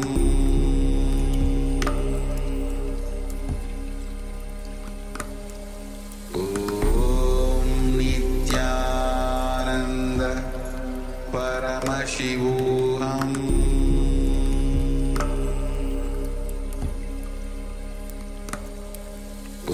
Om Nithyananda Paramashivoham.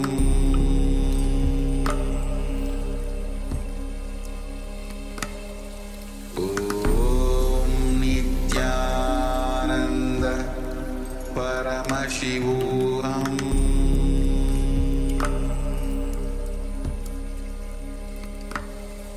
Om Nithyananda Paramashivoham.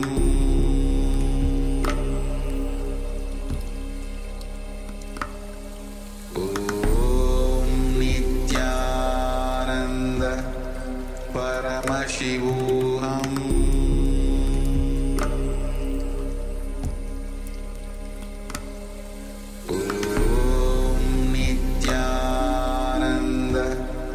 Paramashivoham.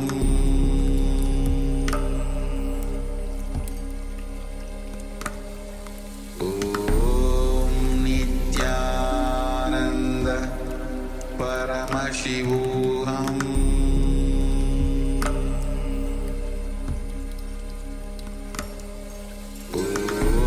Om Nithyananda Paramashivoham.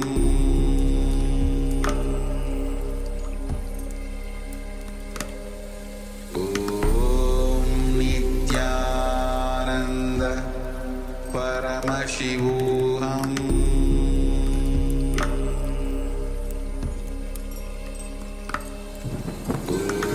Om Nithyananda Paramashivoham. Om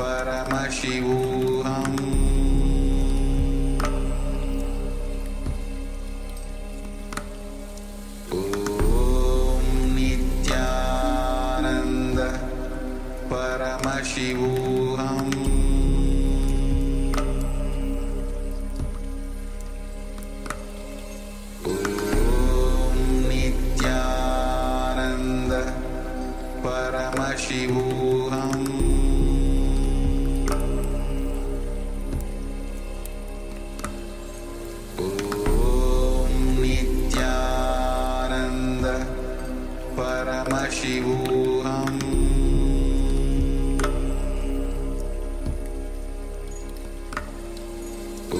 Om Nithyananda Paramashivoham.